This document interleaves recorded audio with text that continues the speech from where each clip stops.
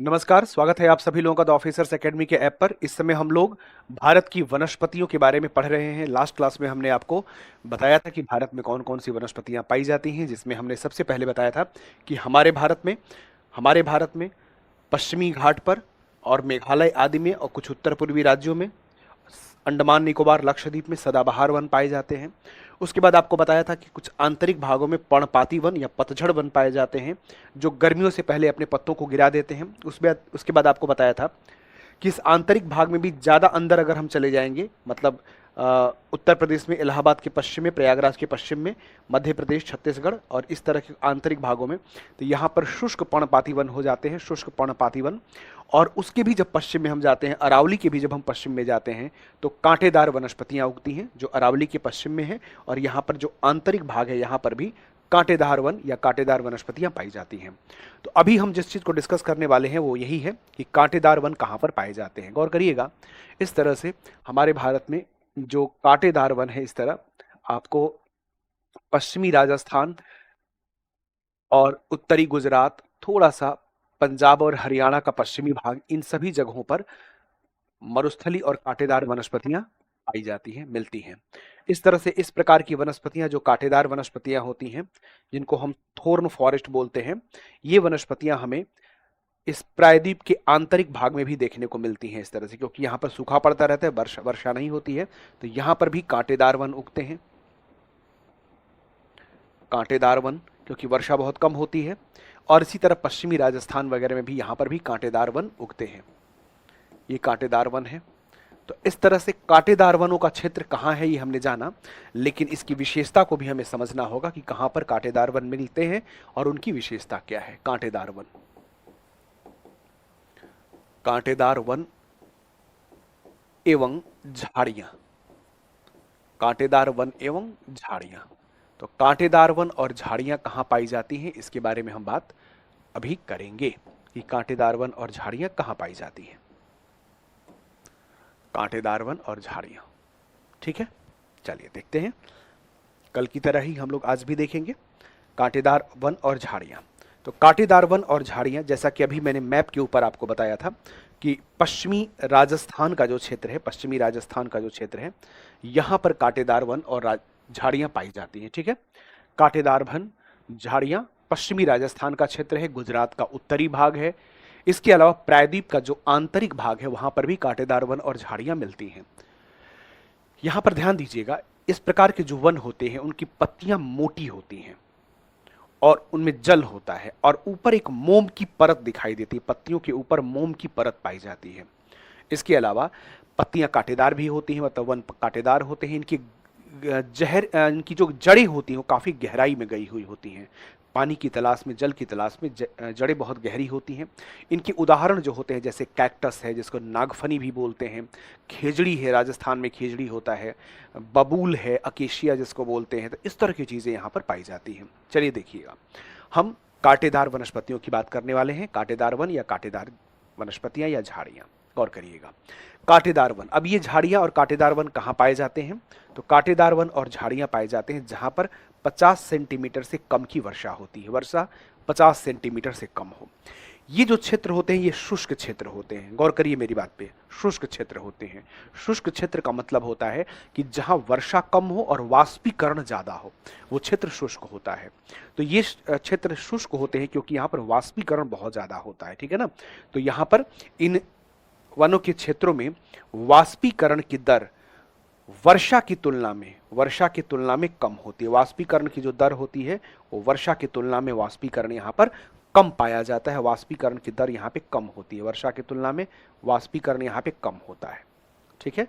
तो गौर करिएगा, ये शुष्क क्षेत्र होते हैं, वर्षा से कम वाष्पीकरण की दर जो होती है इन क्षेत्रों में, इन वनों के क्षेत्रों में वाष्पीकरण की दर वर्षा की तुलना में कम नहीं होती है, अधिक होती है। यहां उल्टा टाइप किया गया है, ये अधिक होती है, सॉरी। इन क्षेत्रों में, इन वनों के क्षेत्रों में वाष्पीकरण की दर वर्षा की तुलना में अधिक होती है, कम नहीं होती है, अधिक होती है, ठीक है। मतलब वर्षा कम होती है और वाष्पीकरण ज्यादा होता है, तभी तो क्षेत्र शुष्क होगा ना। वही तभी तो जो क्षेत्र होगा वो शुष्क हो जाएगा। जहां पर भी वर्षा कम होगी, वाष्पीकरण ज्यादा होगा, क्षेत्र शुष्क हो जाएगा। वही चीज यहां बताया। आगे है कि इन वनों को मरुद्भिद वन भी कहते हैं। ये पूछा जाता है कि इनको क्या कहते हैं, तो मरुद्भिद वन कहे जाते हैं। मरुद्भिद, मरुद्भिद, मरुद्भिद, ज़ेरोफाइट, मरुद्भिद वन या ज़ेरोफाइट कहा जाता है। ये पूछा जाता है कि किन वनों को मरुद्भिद वन कहते हैं, तो इन्हीं वनों को मरुद्भिद या ज़ेरोफाइट कहा जाता है। और जैसा पता है कि इनकी पत्तियां मोटी होती हैं, उनमें जल होता है और ऊपर एक मोम की परत सी होती है वाष्पीकरण को रोकने के लिए। तो पत्तियां जो होती हैं वो मोटी होती हैं। तो ध्यान रखेंगे, इनकी जो जड़ें होती हैं वो गहरी होती हैं, जड़ें गहरी होती हैं। पत्तियां इनकी मोटी और मोमी होती हैं। मोमी मतलब मोम की परत होती है इनके ऊपर, मोमी होती है मतलब एक मोम की परत होती है पत्तियों पर। आप देखेंगे कि इन वनों की जो पत्तियां होती है बड़ी चिकनी चिकनी सी होती हैं। तो वही पत्तियां जो होती हैं वो चिकनी होती हैं। और वन जो होते हैं वो कांटेदार होते हैं। वनों में वन जो होते हैं वो कांटेदार होते हैं। हम लोग बात ही कांटेदार वन की कर रहे हैं। तो वन कैसे होते हैं, कांटेदार वन होते हैं। गौर करिएगा, वन कैसे होते हैं, तो कांटेदार वन होते हैं, ये कांटेदार वन होते हैं। अब इसके बाद आगे बढ़ेंगे। ये जो वन होते हैं, ये जो मतलब ये जो क्षेत्र होता है, वर्ष वर्ष भर पर्ण रहित, मतलब पर्ण रहित मतलब पत्ते नहीं होते हैं। पर्ण मतलब पत्ता, ठीक है ना। यहाँ पर पत्तों का अभाव होता है। वन जो होते हैं उनमें पत्ते लगभग नहीं होते हैं, तो पत्तों का अभाव होता है। वन जो होते हैं वो पर्ण रहित होते हैं। अब बात आती है कि इनमें कौन कौन से वन आएंगे। तो इसमें जैसा कि बताया, कैक्टस, कैक्टस बहुत महत्वपूर्ण है। इसका मतलब जो कांटेदार वन वन होते उसमें कैक्टस बहुत महत्वपूर्ण है। कैक्टस के अलावा खेजड़ी है, खेजड़ी होता है, खजूर होता है, जो खजूर हम लोग खाते हैं, खजूर भी कांटेदार वनस्पतियों के अंतर्गत आता है। बबूल आता है, खैर आता है। इस तरह के जो वृक्ष होते हैं वो कांटेदार वनों के अंतर्गत आ जाते हैं, ठीक है। वही चीज़ यहाँ लिखा गया है कि वनस्पतियों में जैसे कैक्टस या नागफनी आते हैं। इसके अलावा खेजड़ी के वन यहाँ पर मिलते हैं, खेजड़ी के वन यहाँ पर मिलते हैं। इसके अलावा बबूल है, खजूर है, खैर है, खैर जिसको कत्था भी बोलते हैं। तो इस तरह के यहाँ पर वन पाए जाते हैं, ठीक है, ध्यान रखिएगा। कैक्टस, नागफनी, खेजड़ी, खजूर, खैर, बबूल, इस तरह के वन मिलते हैं। कहीं कहीं नीम भी पाई जाती है, नीम के वन भी इसमें आ जाते हैं। हालांकि नीम जो होता है, नीम मतलब नीम के जो वन होते हैं ये शुष्क पर्णपाती वन भी होते हैं, मतलब शुष्क पर्णपाती वन भी माने जाते हैं। ये पतझड़ वन में भी आ जाते हैं, पर्णपाती वन में भी आते हैं। और नीम इस क्षेत्र में भी होता है, मतलब यहाँ नीम जो है वो कांटेदार वनस्पतियों के क्षेत्र में भी होता है। और नीम जो है ये पर्णपाती वन भी इसको माना जाता है। नोट कर देता हूं कि नीम पर्णपाती वनों की श्रेणी में भी आता है। पर्णपाती वनों वनों की श्रेणी में भी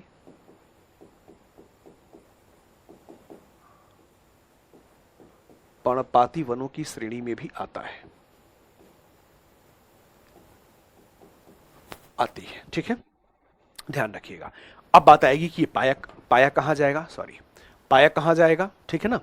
तो अब ध्यान दीजिएगा, ये पाया कहां जाएगा, तो ये पाया जाएगा पश्चिमी राजस्थान में। ऑब्वियस सी बात है, जहां पे वर्षा कम होगी, पश्चिमी राजस्थान में वर्षा कम होती है।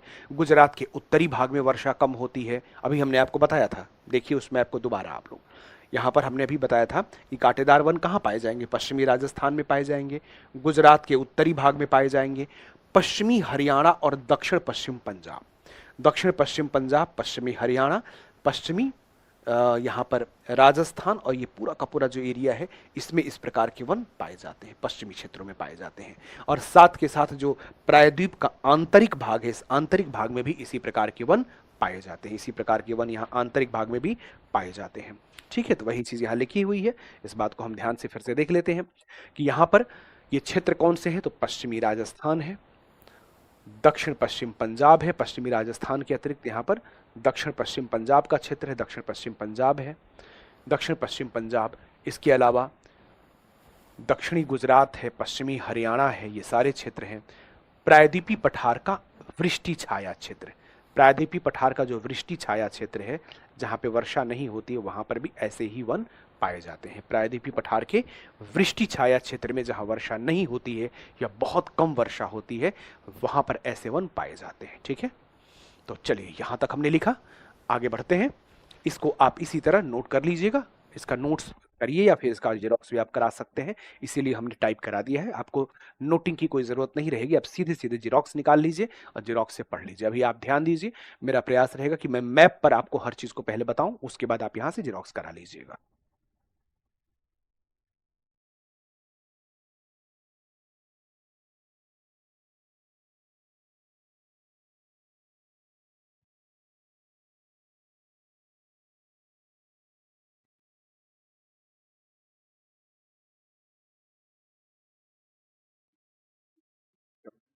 ठीक, चलिए। एक दो मैसेज आ रहे हैं, और आप ठीक हैं? बिल्कुल मैं ठीक हूँ, एकदम सही हूँ, ओके हूँ, फर्स्ट क्लास। बीच में थोड़ी से स्वास्थ्य के दिक्कत, इसकी वजह से मैं यूट्यूब नहीं ले पा रहा था, क्योंकि मुझे शाम को डॉक्टर का अपॉइंटमेंट की वजह से जाना पड़ रहा था। बट मैं ओके हूँ, कोई दिक्कत नहीं है। ठीक है, आप लोगों का प्यार है, भरोसा है, आप लोगों का समर्थन है, सब सही है, अच्छा है। ठीक है, चलिए। तो पश्चिमी राजस्थान, दक्षिण पश्चिम पंजाब, पश्चिमी हरियाणा, दक्षिणी गुजरात, दक्षिणी गुजरात, दक्षिणी गुजरात नहीं, उत्तरी गुजरात। यहां पर कहीं कहीं टाइपिंग मिस्टेक भी हो गई है, इसको सुधार दिया जाएगा। ये उत्तरी गुजरात है, ठीक है ना, उत्तरी गुजरात, दक्षिणी नहीं, उत्तरी गुजरात। प्रायद्वीपीय पठार का, प्रायद्वीपीय पठार का, प्रायद्वीपीय पठार का वृष्टि छाया क्षेत्र, जहां पे वर्षा नहीं होती या कम होती है, ठीक है, तो ध्यान रखिएगा, उत्तरी गुजरात। और इसके बाद पर्वतीय वन। अब अगला जो वनस्पति क्षेत्र है वो है पर्वतीय वन, मतलब अगला जो कैटेगरी है वो है पर्वतीय वनों की कैटेगरी है, यहाँ पे पर्वतीय वन। पर्वतीय वनों की बात कर लेंगे अब हम लोग। पर्वतीय वन, पर्वतीय वन, पर्वतीय वन। पर्वतीय वन वो वन होते हैं जो पर्वतीय क्षेत्रों में पाए जाते हैं, ठीक है ना। पर्वतीय वन क्या होते हैं? जो पर्वतीय क्षेत्रों में पाए जाते हैं। पर्वतीय वनों को थोड़ा सा आपको समझना पड़ेगा, तो मेरी बात को ध्यान से समझिए। मैं पहले यहां बताता हूं, फिर एक डायग्राम बनाऊंगा और उसी डायग्राम पे आपको हर चीज को थोड़ा एक्सप्लेन करूंगा, ध्यान से समझिए।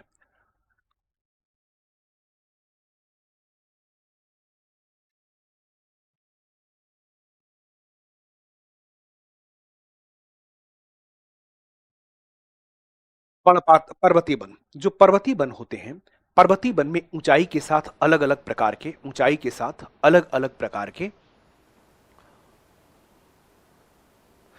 अ, ऊंचाई के साथ अलग अलग प्रकार के वन पाए जाते हैं, क्योंकि ऊंचाई के साथ तापमान में कमी आती है। तो जब तापमान में कमी आती है तो डिफरेंट टाइप के अलग अलग प्रकार के वन मिलने शुरू हो जाते हैं, ठीक है ना। तो इस तरह से ध्यान रखिएगा, जैसे जैसे ऊंचाई बढ़ेगी तापमान में परिवर्तन होगा और वनस्पतियों में भी परिवर्तन होगा, क्योंकि ऊंचाई के साथ तापमान और वर्षा दोनों में परिवर्तन होता है, तो वनस्पतियों में भी परिवर्तन देखा जाता है, ठीक है। तो पर्वतीय वन की बात करी जा रही है, पर्वतीय वन। तो मैं पर्वतीय वन को आगे बताने से पहले मैं आपको थोड़ा सा डायग्राम के माध्यम से कुछ चीजें बताता हूं, उसको ध्यान से आप देखिए।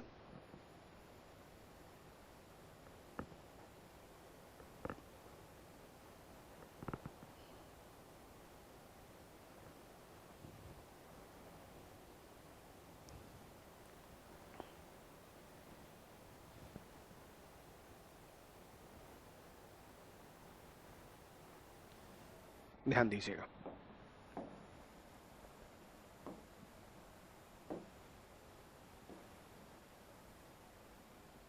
ऊंचाई के साथ जो पर्वतीय वन होते हैं, अब उनमें परिवर्तन होता है, कैसे होता है और कौन कौन से वन किस ऊंचाई पर पाए जाते हैं। देखिए, लगभग 1000 मीटर की ऊंचाई, ठीक है। ये जो 1000 मीटर की ऊंचाई तक का जो क्षेत्र है, इसमें इसमें पर्णपाती वन पाए जाते हैं। इस भाग में पर्णपाती वन पाए जाते हैं, अर्थात पतझड़ वन पाए जाते हैं।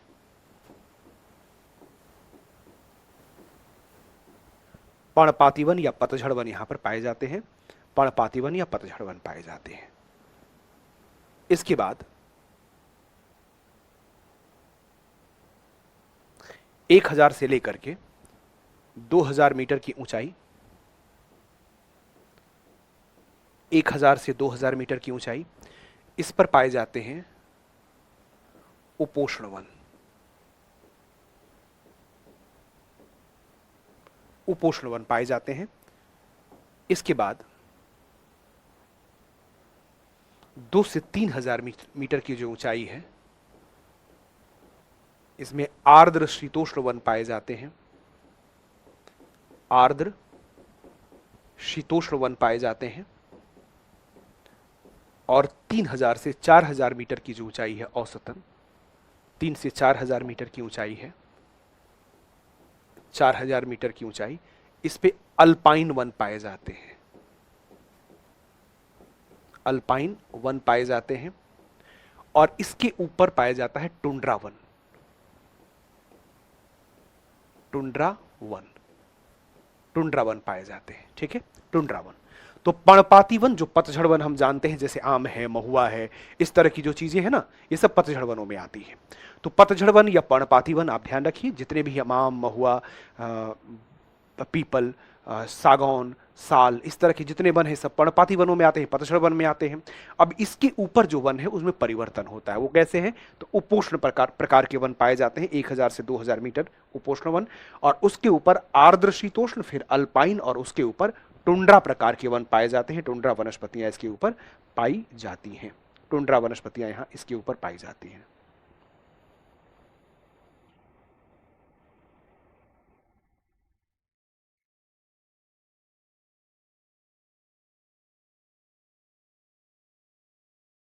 ठीक है, यहां पर एक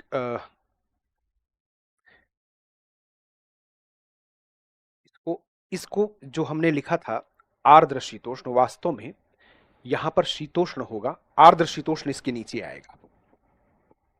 आर्द्र शीतोष्ण यहां रहेगा, और उसके बाद रहेगा शीतोष्ण वन, इस तरह से रहेगा। आर्द्र शीतोष्ण और शीतोष्ण वन, ठीक है। अब यही जो आर्द्र शीतोष्ण है, ये चौड़े पत्तों के वन होते हैं, चौड़े पत्तों के वन होते हैं, इनके पत्ते चौड़े होते हैं। और शीतोष्ण वन जो होते हैं वो नुकीले पत्तों के वन हो जाते हैं। तो इस तरह का एक ऊंचाई के साथ हम वनस्पतियों का क्रम देखते हैं। पर्वतीय वन, ठीक है, पर्वतीय वन। तो पर्वतीय वन इस तरह से आप देखते हैं, पर्णपाती, आर्द्र शीतोष्ण, फिर अल्पाइन और टुंड्रा वन। यही जो अल्पाइन वन है, गौर करिएगा, यही जो अल्पाइन वन है, इसी में मेडोज भी पाए जाते हैं, चरागाह भूमियां पाई जाती हैं। जैसा कि लोग पहलगाम में गए थे अभी, और आपने देखा कितना बड़ा अटैक हुआ वहां पर, तो वो जो पहलगाम वाला जो एरिया है ना, जिसमें जिस तरह के वन पाए जाते हैं, वहां पर घास के मैदान पाए जाते हैं, वही घास के मैदानों में ही लोग घूम रहे थे, ठीक है। तो वही ग्रासलैंड्स जो है वो यही अल्पाइन वनों की श्रेणी में पाए जाते हैं। जो अल्पाइन वन के क्षेत्र होते हैं वहीं पर ये घास के मैदाने भी पाए जाते हैं। मतलब यहाँ पर जो वन पाए जाते हैं, और वनों के साथ साथ घास के मैदान भी पाए जाते हैं। इसमें क्या क्या चीजें आती है मैं आपको लिख के बता देता हूं। इसमें इसमें आते हैं बर्च, बर्च का वन आता है, रोडोडेंड्रॉन,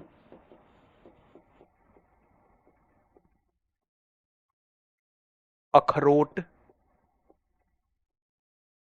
रोडोडेंड्रॉन, अखरोट, विलो, विलो की लकड़ी से क्रिकेट बैट बनता है, विलो, विलो की जो लकड़ी होती है क्रिकेट बैट बनता है। तो वर्च, रोडोडेंड्रॉन, अखरोट, विलो,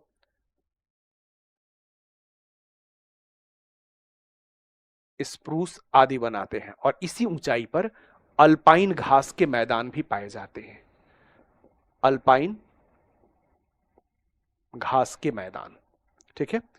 ये अल्पाइन घास के जो मैदान होते हैं, इन अल्पाइन घास के मैदानों को कश्मीर में मर्ग कहते हैं, जैसे गुलमर्ग, सोनमर्ग वगैरह, और उत्तराखंड में इसको बुग्याल कहते हैं, ठीक है। उत्तराखंड में बुग्याल कहते हैं, कश्मीर में मर्ग कहते हैं इसको। यही अल्पाइन घास के मैदान जो होते हैं, इन्हें कश्मीर में मर्ग कहा जाता है, और इसी को उत्तराखंड में बुग्याल के नाम से जाना जाता है। मर्ग या बुग्याल के नाम से इसको जाना जाता है, ठीक है। अल्पाइन घास के मैदान, अल्पाइन घास के मैदान।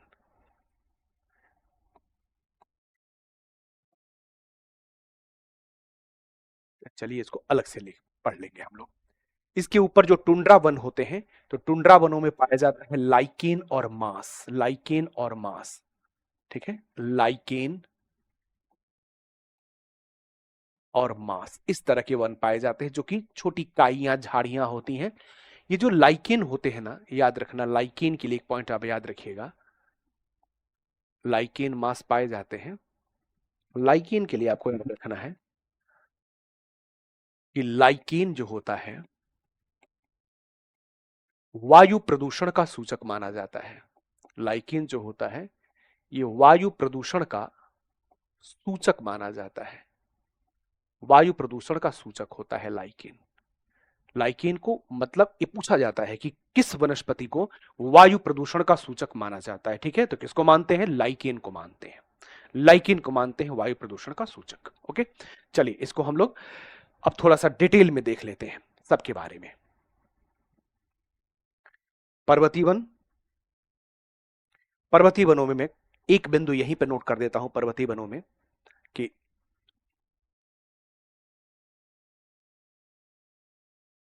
पर्वतीय क्षेत्रों में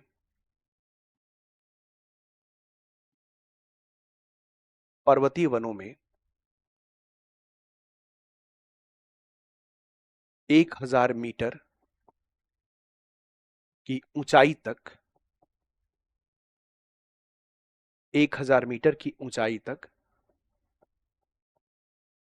पर्णपाती वन पाए जाते हैं। पर्णपाती वन पाए जाते हैं। पर्णपाती मतलब पतझड़ वन। पर्णपाती मतलब पतझड़ वन। तो पूछा जाए कि पतझड़ वन कहां पाए जाते हैं, तो 1000 मीटर की ऊंचाई तक के जो वन होते हैं ये पतझड़ प्रकार के वन होते हैं, पर्णपाती वन या पतझड़ वन होते हैं। 1000 मीटर की ऊंचाई तक पाए जाते हैं पर्णपाती या पतझड़ वन। अब इसके ऊपर 1000 मीटर की ऊंचाई के ऊपर अगर हम जाएंगे तो क्या होगा? 1000 मीटर की ऊंचाई मतलब 1000 से 2000 मीटर के बीच के जो वन होते हैं यहां पर आर्द्र शीतोष्ण वन पाए जाते हैं। जैसा हम लोगों ने लिखा हुआ है कि यहां पर कैसे वन मिलते हैं, तो आर्द्र शीतोष्ण वन यहां पे पाए जाते हैं। आर्द्र शीतोष्ण, जिसमें ध्यान दीजिएगा आर्द्र शीतोष्ण वन थोड़ा समझना है। यहां पे आर्द्र शीतोष्ण वन जो होते हैं इसका मतलब उन क्षेत्रों में वर्षा ज्यादा है। जहां पर वर्षा ज्यादा होगी यहां पेड़ भी बड़े होते हैं, वृक्ष भी बड़े होते हैं और उनके पत्ते भी बड़े होते हैं। तो जो आर्द्र शीतोष्ण वन होते हैं उनके पत्ते बड़े होते हैं, उन्हें चौड़े पत्तों के वन कहा जाता है। अगर पूछा जाए कि हमारे भारत में चौड़े पत्तों के वन कहां पाए जाते हैं, आप बताएंगे पूर्वी हिमालय में, क्योंकि पूर्वी हिमालय में वर्षा ज्यादा होती है। तो पूर्वी हिमालय में सामान्यतः चौड़े पत्तों के वन पाए जाते हैं, ध्यान रखिएगा, ठीक है ना। तो चौड़े पत्तों के वन कहां पाए जाते हैं? स्पेशली पूर्वी हिमालय में देखने को मिलते हैं। इसके साथ साथ थोड़ा सा उत्तराखंड वगैरह में भी पाया जाता है, सिक्किम में भी पाया जाता है, लेकिन विशेष रूप से जो आर्द्र क्या बोलते हैं जो शीतोष्ण वन होते हैं वो चौड़े पत्तों के वन माने जाते हैं और पूर्वी हिमालय में विशेष रूप से पाए जाते हैं। तो कभी भी आपसे पूछा जाए कि चौड़े पत्तों के वन कहां पाए जाते हैं, इस बात को ध्यान रखिएगा, पूर्वी हिमालय उसको आपको बताना है क्योंकि पूछा जाता है। तो आर्द्र शीतोष्ण वन पाए जाते हैं, कहां पाए जाते हैं? जिनमें पूर्वी हिमालय में विशेष रूप से पाए जाते हैं। डब्लू पश्चिम बंगाल, वेस्ट बंगाल, पश्चिम बंगाल, यूके मतलब उत्तराखंड, ठीक है, समझ जाएंगे आप लोग। डब्ल्यू बी मतलब वेस्ट बंगाल, पश्चिम बंगाल और उत्तराखंड, पश्चिम बंगाल और उत्तराखंड। डब्ल्यू बी का मतलब यहां पर क्या है? पश्चिम बंगाल। डब्ल्यू बी का मतलब क्या है? पश्चिम बंगाल से यहां मतलब है पश्चिम बंगाल, ठीक है।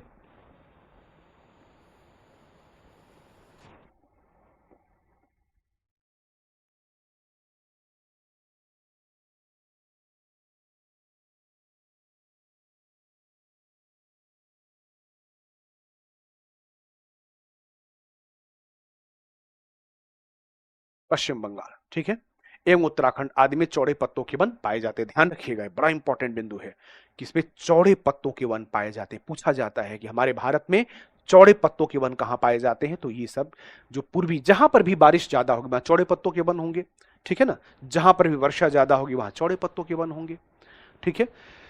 तो इस बात को ध्यान रखिए कि चौड़े पत्तों के वन कहां पाए जाएंगे? पूर्वी हिमालय में, क्योंकि पूर्वी हिमालय में ऊंचाई की वजह से ठंडा भी है।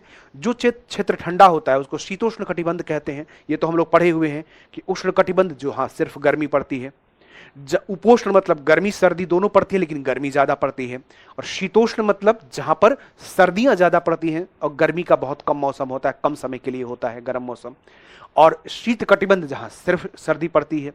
तो जब हम लोग शीतोष्ण कह रहे हैं इसका मतलब क्षेत्र ऊंचा होगा, ठंड पड़ेगी, वहां पर ठंड ज्यादा पड़ेगी, और उसमें भी आर्द्र शीतोष्ण मतलब वर्षा ज्यादा हो रही होगी। अब ऐसा जगह हमारे भारत में कहां मिलेगा? जहां पर पहाड़ियां हैं वहीं मिलेगा। पहाड़ और पर्वत में ही ऊंचाई की वजह से टेम्परेचर कम होता है। अब उसमें भी हमें देखना पड़ेगा कि वो पर्वतीय क्षेत्र जहां वर्षा भी ज्यादा होता हो। अब ऐसे वन जो हमें देखने को मिलते हैं वो विशेष रूप से हमें पूर्वी हिमालय में देखने को मिलते हैं, थोड़े दक्षिण भारत में भी देखने को मिलते हैं। जो आर्द्र शीतोष्ण है ये दक्षिण भारत में भी है, इनको शोला वन कहते हैं। इसके बारे में भी आगे बताऊंगा, शोला या शोलास कहा जाता है इसके बारे में, ठीक है ना।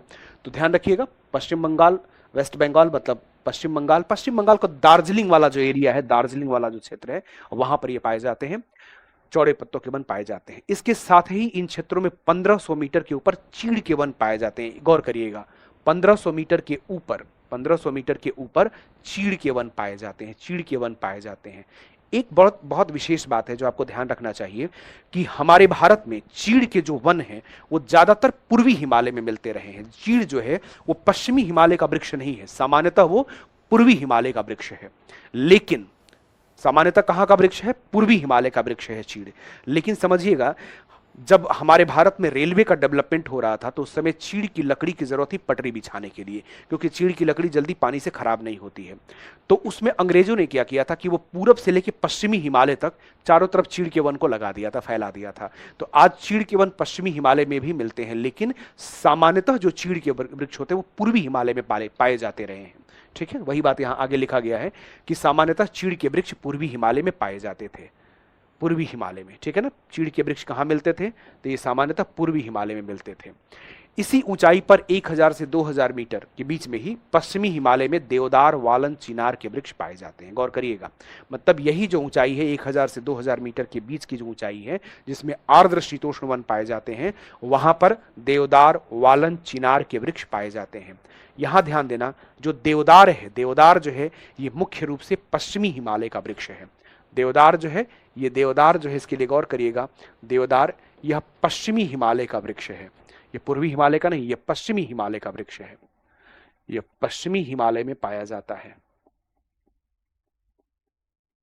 यह पश्चिमी हिमालय का वृक्ष है। तो सामान्यतः तो ये पश्चिमी हिमालय में पाया जाता रहा है और चीड़ पूर्वी हिमालय में पाया जाता रहा है। ठीक है, आज चीड़ पश्चिम में भी मिलता है, लेकिन सामान्यतः चीड़ जो है वो पश्चिमी हिमालय में पूर्वी हिमालय में पाया जाता रहा है और देवदार पश्चिमी हिमालय का वृक्ष है। तो यही हमने लिखा कि यहां पर 1000 से 2000 मीटर की ऊंचाई पर आप चले जाएंगे तो कैसे वन मिलेंगे? देवदार के वन मिलेंगे, चीड़ के वन मिलेंगे। ठीक है, चलिए, सुभाष कुमार सिंह का और एक दो लोगों का और मैसेज आ रहा, सर सिंधु जल समझौता को समझा दीजिए। ठीक है, सिंधु जल समझौता के बारे में बात मैं कर लूंगा, बता दूंगा कि उसमें क्या क्या प्रावधान है, पूर्वी और पश्चिमी नदियां क्या, उसका क्या रोल है और किस तरह से, तो उसके बारे में बता दूंगा अभी आपसे। ठीक है, चलिए, तो 1000 से 2000 मीटर पश्चिमी हिमालय, देवदार, वालन, चिनार के वृक्ष पाए जाते हैं।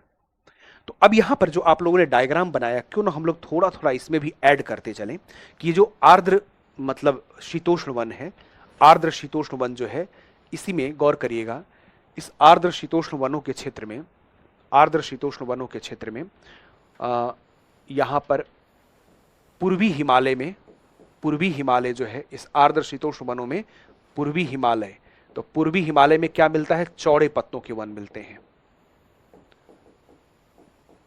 चौड़े पत्तों के वन पाए जाते हैं आर्द्र शीतोष्ण में ही। इसी में 1500 मीटर की ऊंचाई पर चीड़ के वन पाए जाते हैं, 1500 मीटर की ऊंचाई पर इसी पर चीड़ के वन पाए जाते हैं।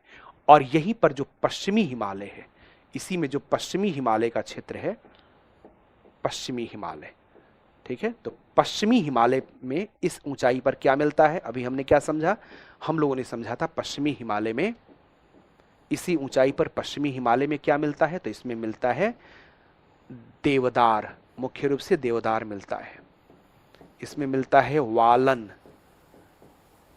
ठीक है ना, देवदार मिलता है, वालन, एक चिनार का वृक्ष होता है, चिनार कश्मीर में पाया जाता है, तो ये सब यहीं पर मिलता है इसी ऊंचाई पर। ठीक है, आर्द्र शीतोष्ण वनों की कैटेगरी में आएगा, आर्द्र शीतोष्ण वनों की कैटेगरी में आएगा। ठीक है ना, ध्यान रखिएगा।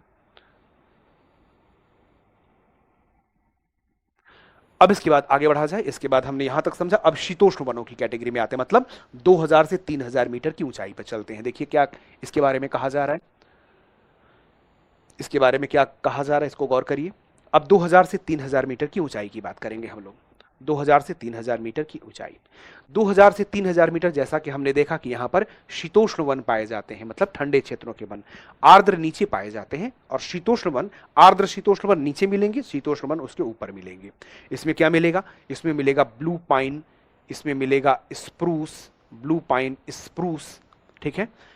इसके अलावा शीतोष्ण घासें भी पाई जाती हैं, शीतोष्ण घासें, घास लिखा हुआ है यहाँ पे टाइपिंग वाले ने, घास नहीं घास है, घासें,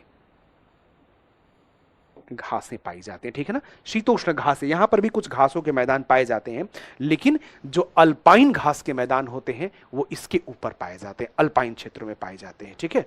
तो ध्यान रखिए यहां पर याद रखिएगा, ये पूरा का पूरा जो एरिया है इसमें 2000 से 3000 के मीटर के बीच में ये जो क्षेत्र है, यहां पर आपको 2000 से 3000 मीटर के बीच में इस जगह पर जो वन पाए जाते हैं, इस जगह पे जो वन पाए जाते हैं इसमें ब्लू पाइन है, स्प्रूस है और घासें पाई जाती हैं। विशेष रूप से इसमें ब्लू पाइन मिलता है शीतोष्ण वन में, यहां पर मिलता है blue pine, blue pine, blue pine और स्प्रूस यहां पे पाया जाता है।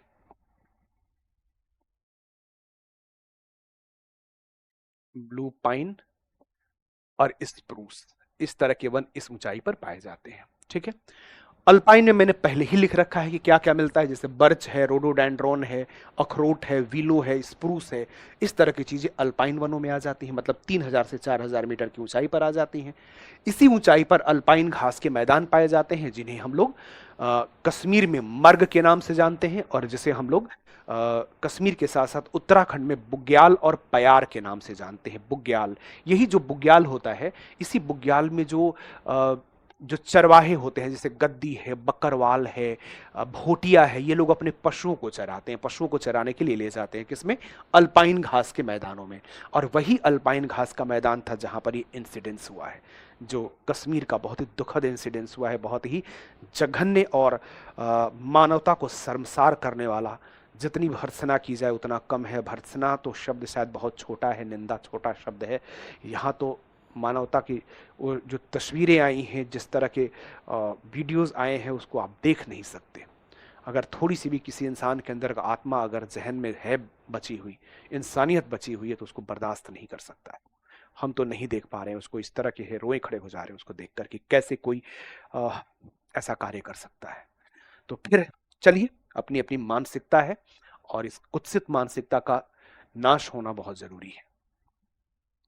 तो चलिए इसमें हम बात करते हैं अल्पाइन वन। तो अल्पाइन वन में हमने देखा कि अल्पाइन घास के मैदान पाए जाते हैं। क्या क्या लिखा है हमने, इस चीज को भी आप देखिए।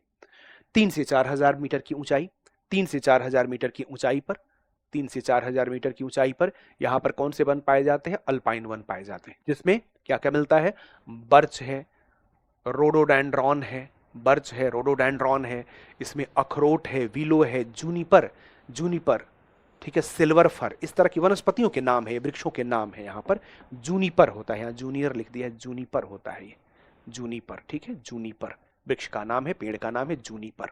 तो इस तरह के वृक्ष यहाँ पर देखने को मिलते हैं। इसी पे आगे लिखा हुआ है कि इसी ऊंचाई पर 3000 से 4000 मीटर की ऊंचाई पर ही आपको यहाँ पर अल्पाइन घास भूमियां देखने को मिलती हैं। अल्पाइन घास भूमियां, अल्पाइन घास भूमियां, घास के क्षेत्र होते हैं, तो अल्पाइन घास भूमियां इसी ऊंचाई पर पाई जाती हैं, जिन्हें उत्तराखंड में, गौर करिएगा इंपॉर्टेंट बिंदु है, उत्तराखंड में इसको क्या कहते हैं, तो उत्तराखंड में इसको बुग्याल के नाम से जानते हैं। उत्तराखंड में इसको बुग्याल एवं पयार कहते हैं, बुग्याल और पयार उत्तराखंड में, और कश्मीर में इसको मर्ग कहते हैं। जैसे गुलमर्ग है, सोनमर्ग है, ये सब चीजें इसी में आ जाते हैं, ठीक है ना।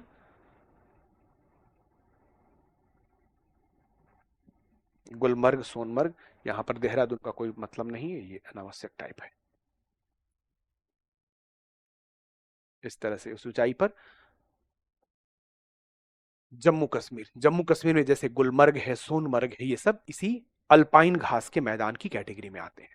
इन घास भूमियों में ही, यही जो घास भूमियां हैं, इन्हीं घास भूमियों में ही, इसी घास भूमियों में ही, घास के मैदानों में ही गद्दी, बकरवाल, भोटिया जनजातियों के द्वारा ऋतु प्रवास किया जाता है। ये क्वेश्चन पूछा जाता है कि कौन सी जनजातियां ऋतु प्रवास करती हैं, मतलब एक सीजन में पहाड़ों के ऊपरी भाग में होगी गर्मी में, और सर्दियों के समय में ये पहाड़ों के निचले भागों में चली जाती हैं, पहाड़ों के निचले भागों में चली जाती है, ठीक है ना। तो इस तरह से ध्यान रखिएगा यहां पर। तो गद्दी, बकरवाल, भोटिया, इस तरह की जो जनजातियां हैं, ये जनजातियां ऋतु प्रवास के लिए जारी जाती हैं। जो अभी इंसिडेंस हुआ था इसमें भी आपने सुना होगा कि कोई चरवाहा था, उसने रेकी करी और इसने मतलब इसको एक तरह से मदद करी थी इस घटना में। तो वो चरवाहे जो होते हैं वो सर्दियों के समय में नीचे आ जाते हैं और गर्मियों के समय में ऊपरी मैदानों में, घास के मैदानों में चले जाते हैं। तो इस तरह से ध्यान रखिएगा। तो इस तरह से ये सारा का सारा हमने समझ लिया ऊंचाई के साथ कैसे वन यहां परिवर्तित हो रहे हैं। अब 4000 मीटर के ऊपर क्या है? 4000 मीटर के ऊपर जैसा कि पहले ही हमने बताया था कि 4000 मीटर के ऊपर कौन से वन पाए जाते हैं? टुंड्रा वनस्पतियां पाई जाती हैं। और टुंड्रा वनस्पतियों में क्या मिलता है? तो लाइकेन और मांस पाया जाता है। लाइकेन इसका बेस्ट एग्जांपल है, लाइकेन, लाइकेन और मांस। लाइकेन के लिए हमने लिखा हुआ है कि ये वायु प्रदूषण के सूचक पाए माने जाते हैं। लाइकेन और मांस, लाइकेन और मांस यहां पर पाए जाते हैं। ये एक प्रकार की वनस्पतियां हैं, छोटी काई जैसी घासें होती हैं, ये काई के समान होती हैं, ऐसे पाए जाते हैं। ये ऊंचाई पर पाए जाते हैं, बहुत ठंडे क्षेत्रों में पाए जाते हैं। सामान्यतः ऐसे ठंडे क्षेत्रों में पेड़ पौधे नहीं होते हैं, बस थोड़ी बहुत काइयां झाड़ियां छोटी मोटी पाई जाती हैं। तो वही लाइकेन मास जैसी चीज है। तो पूछा जाए कि ऐसे वन कहाँ पाए जाते हैं, तो बहुत ऊंचाई पे। और ये वन है कैसे? तो ये टुंड्रा प्रकार के वन होते हैं। टुंड्रा वन मतलब अत्यंत ठंडे क्षेत्रों के जो वन होते हैं। टुंड्रा वन अत्यंत ठंडे क्षेत्रों के वन रहते हैं।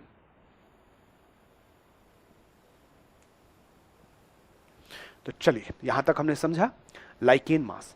अब हम इसके बाद बात करेंगे दक्षिण भारत के पर्वतीय वन। उत्तर भारत की तो बात हो गई, दक्षिण भारत के पर्वतीय वन। ठीक है, थोड़ा सा गौर करिएगा, इसके बारे में थोड़ा सा हम एक बार अगेन आपको समझाना चाहते हैं इसी मैप के ऊपर। ठीक है, क्या क्या हमने समझा? हमने ये समझा कि हिमालय में जो वनस्पतियां पाई जाती हैं, इसमें 1000 मीटर की ऊंचाई तक तो पर्णपाती वन, पतझड़ वन मिलते हैं, जैसे आम है, महुआ है, साल है, सागौन है, इस तरह के वन मिलेंगे। इसके ऊपर जाएंगे तो आर्द्र शीतोष्ण वन मिलेंगे। आर्द्र शीतोष्ण वन जो है ज्यादातर पूर्वी हिमालय में मिलते हैं, चौड़े पत्तों के वन मिलते हैं पूर्वी हिमालय में। उत्तराखंड में भी चौड़े पत्तों के वन मिलते हैं। इसके अलावा इसी ऊंचाई पर जो आर्द्र शीतोष्ण है, इसी ऊंचाई पर आपको चीड़ के वृक्ष मिलेंगे, जिनकी पत्तियां एकदम नुकीली प्रकार की होती हैं। चीड़ के वृक्ष पाए जाते हैं। ठीक है, तो इसी ऊंचाई पर चीड़ के वृक्ष। और पश्चिमी हिमालय में इसी ऊंचाई पर आपको देवदार के वृक्ष देखने को मिलेंगे। देवदार की लकड़ी बहुत अच्छी होती है। देवदार की लकड़ी जो होती है वो फर्नीचर बनाने में बड़ी उपयोगी होती है, देवदार की लकड़ी। चीड़ की जो लकड़ी होती है वो रेलवे के जो बर्थ बनाए जाते हैं, रेलवे की पटरी बिछाने के लिए जो नीचे लकड़ी लगाई जाती है, वो सब चीड़ की लकड़ी मतलब वहां पे लगाया जाता है। तो चीड़ की लकड़ी और देवदार ये सब आर्द्र शीतोष्ण में आ जाते हैं। लेकिन चीड़ जो है वो ज्यादातर मतलब परंपरागत रूप से तो पूर्वी हिमालय में मिलता रहा है, आज के समय में पश्चिमी में भी है, लेकिन नेचुरली पूर्वी हिमालय में। और जो देवदार के वृक्ष है ये पश्चिमी हिमालय का वृक्ष है। देवदार पश्चिमी हिमालय का वृक्ष है। इसके ऊपर जो शीतोष्ण वन है, जिसमें ब्लू पाइन आता है, स्प्रूस आते हैं, इस तरह के, और कुछ शीतोष्ण घास के मैदान भी यहाँ पर पाए जाते हैं, कुछ घासें भी यहाँ पर पाए जाते हैं। अब इसके ऊपर अल्पाइन वन होते हैं। जो अल्पाइन वन होते हैं इसमें कई प्रकार की वनस्पतियां पाई जाती हैं। बर्च है, विलो है, रोडोडेंड्रॉन है, वालनट, अखरोट जिसको बोला जाता है, इस तरह के वन यहां पर देखने को मिलते हैं। गौर करिएगा, जो अल्पाइन वन होते हैं, अल्पाइन ये पर्याप्त ठंडे क्षेत्रों के वन होते हैं। ठीक है, विलो की लकड़ी से क्रिकेट बैट बनाए जाते हैं। पूछा जाता है विलो की लकड़ी किस काम आती है? क्रिकेट बैट के काम आती है। तो अल्पाइन, और इसी अल्पाइन वन पर ऊंचाई पर, इतनी ही ऊंचाई पर 3000 मीटर और इससे ज्यादा ऊंचाई का जो क्षेत्र होता है, इस ऊंचाई पर आपको अल्पाइन घास के मैदान देखने को मिलते हैं, मिडोज जिसको बोलते हैं, इंग्लिश में मिडोज भी कहा जाता है इसको। तो ये जो मिडोज होते हैं अल्पाइन घास के मैदान होते हैं, और इनके साथ दूर दूर वृक्ष भी मिलते हैं, लेकिन बीच में एकदम चिकने घास के मैदान पाए जाते हैं। तो वहां पर इसी ऊंचाई पर ये मिलते हैं। ये गर्मी के समय में ही यहाँ पे जाना संभव है, सर्दियों में यहाँ पे बर्फ जम जाती है, गर्मी के समय में यहाँ पे जाना संभव हो पाता है। और इसके ऊपर है टुंड्रा वन, जहां पर लाइकेन मास जैसी चीजें पाई जाती हैं। तो ये ऊंचाई के साथ। अब दक्षिण भारत की जब बात करते हैं तो दक्षिण भारत के जो वन होते हैं, यहां पर उपोष्ण वन पाए जाते हैं और आर्द्र शीतोष्ण वन पाए जाते हैं, क्योंकि दक्षिण भारत की पहाड़ियां ज्यादा ऊंची नहीं हैं। तो यहाँ के जो वन होते हैं वो उपोष्ण और आर्द्र शीतोष्ण प्रकार के वन पाए जाते हैं। तो आर्द्र शीतोष्ण प्रकार के वन, यही जो आर्द्र शीतोष्ण प्रकार के वन होते हैं, इनको शोला वन के नाम से जाना जाता है, या इनको शोलास भी कहते हैं। शोला वन या सोलास, आपने हो सकता है पढ़ा होगा कि शोला वन किसको कहते हैं। शोला वन जो होते हैं ये आर्द्र शीतोष्ण वन होते हैं, जो दक्षिण भारत में पाए जाते हैं। गौर करिएगा, दक्षिण भारत की पहाड़ियों जैसे नीलगिरी, अन्नामलाई और पालनी पहाड़ी के ऊपर, नीलगिरी, अन्नामलाई और पालनी पहाड़ी के ऊपर, पालनी कहां पर है? कोई बताएगा पालनी पहाड़ी किस राज्य में है? मैसेज करके बताइए, पालनी पहाड़ी किस राज्य में है? इसका उत्तर दीजिए, पालनी पहाड़ी किस राज्य में है? पालनी पहाड़ी किस राज्य में है? तो पालनी पहाड़ियों के ऊपर आर्द्र शीतोष्ण वन पाए जाते हैं। पालनी पहाड़ियों के ऊपर आर्द्र शीतोष्ण वन पाए जाते हैं। जैसे उदाहरण क्या है इसका? उदाहरण laurel, Magnolia, wattle, cinchona. Viral नहीं है, ये वैटल है। वैटल, वैटल और सिनकोना, ठीक है। ये सब जो वृक्ष होते हैं, बैटल और सिनकोना, ये सब आर्द्र शीतोष्ण वन आते हैं। आपको पता ही है कि जो शीतोष्ण, जो सिनकोना होता है, सिनकोना, सिनकोना से मलेरिया की दवा बनाई जाती है। कुनैन जो होती है ना, सिनकोना से बनाई जाती है। तो इस तरह से सिनकोना की छाल से बनाई जाती है। तो लॉरेल, मैग्नोलिया और वैटल, सिनकोना, इस प्रकार के जो वन होते हैं वो इस कैटेगरी में आ जाते हैं। आप लोगों ने उत्तर दिया है, सभी लोगों ने उत्तर दिया है यहां पर तमिलनाडु। और कुछ लोग यहां पर कर्नाटका और उत्तराखंड भी मुझे बता दिए हैं। बताइए, आप लोग रिवीजन नहीं करते हैं। निश्चित रूप से रिवीजन की कमी है। रिवीजन की कमी ही सबसे बड़ी समस्या है। कितना भी आप पढ़िए लिखिए, कितना भी देखिए, कितना भी आप नोट्स बनाइए, जब तक आप रिवीजन नहीं करेंगे पर्याप्त मात्रा में, तब तक चीज़ें आपके दिमाग में नहीं बैठेंगी। जितना आराम से और डिटेल में हमने बताया है आपको, हर एक चीज़ को आराम से बारीकी के साथ, एक एक राज्य, एक एक पहाड़ी, एक एक चोटी क्रमिक रूप से आपको बताया है। और कोई जल्दीबाजी ना करके एकदम धीरे धीरे समझाया है एकदम। अगर आप उसी समय साथ के साथ रिवीजन पर्याप्त मात्रा में करते जाते तो ये सारी चीज़ें तैयार हो गई होती अब तक। और तैयार इसको कर भी लेना है, ठीक है। अगर ये बचेगा तो बचा ही रह जाएगा, इसको बचा के नहीं रखना है।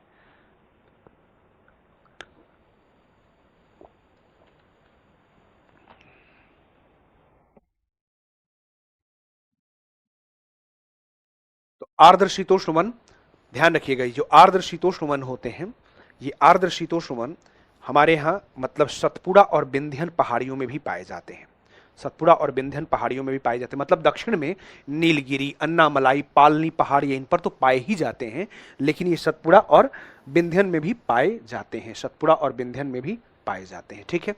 अब ये जो आर्द्र शीतोष्ण वन है ना, आर्द्र शीतोष्ण वन, इसको नोट कर देता हूं, यहां पे लिखा नहीं है, मैं लिख देता हूं इस चीज को कि दक्षिण भारत में, या हो सकता है आगे लिखा हो, नहीं यहां छूटा हुआ है। दक्षिण भारत में,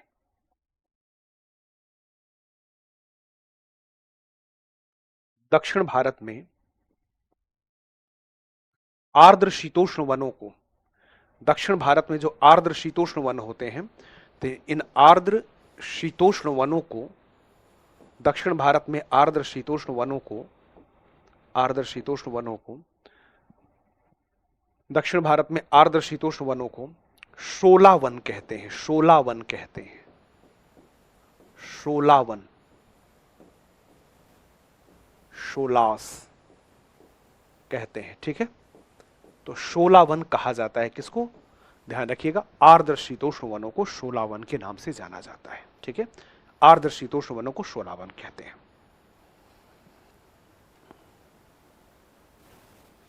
आगे बढ़ते हैं। इतना हमने समझा दक्षिण भारत के पर्वतीय वनों के बारे में। अब इसके बाद जो अगले वन है, जिसको हम मैंग्रोव वन की कैटेगरी में रखते हैं, जिसके लिए कहा जाता है मैंग्रोव वन, जिसे हम मैंग्रोव वन के नाम से जानते हैं, मैंग्रोव वन, ठीक है। चलिए देखते हैं।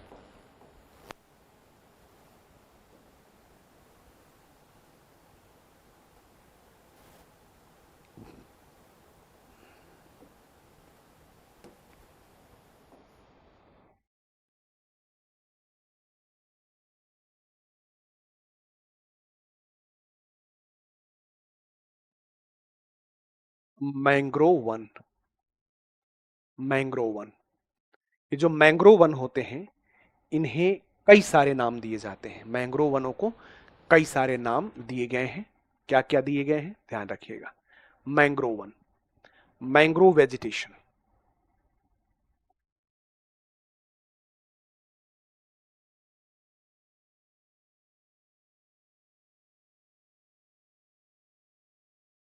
मैंग्रोव वेजिटेशन, ठीक है।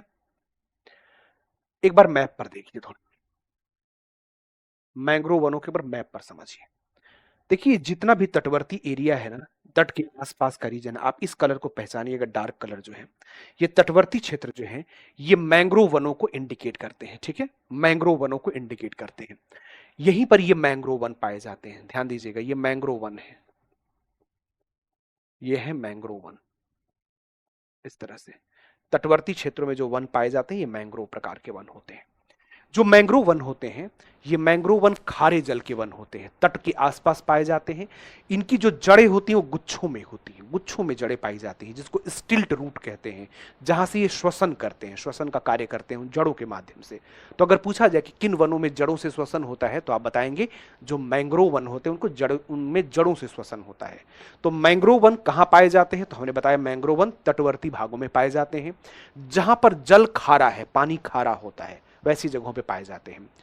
मैंग्रोव वनों की विशेषता ये होती है कि एक तो इनकी विशेषता है कि जड़ें इनकी गुच्छों में होती है, मतलब स्टिल्ट रूट पाई जाती है। वो रूट जो होती है ना, पानी के ऊपर ऐसे निकली होती है, पानी के ऊपर निकली होती है, और उसी के माध्यम से वो श्वसन भी करते हैं।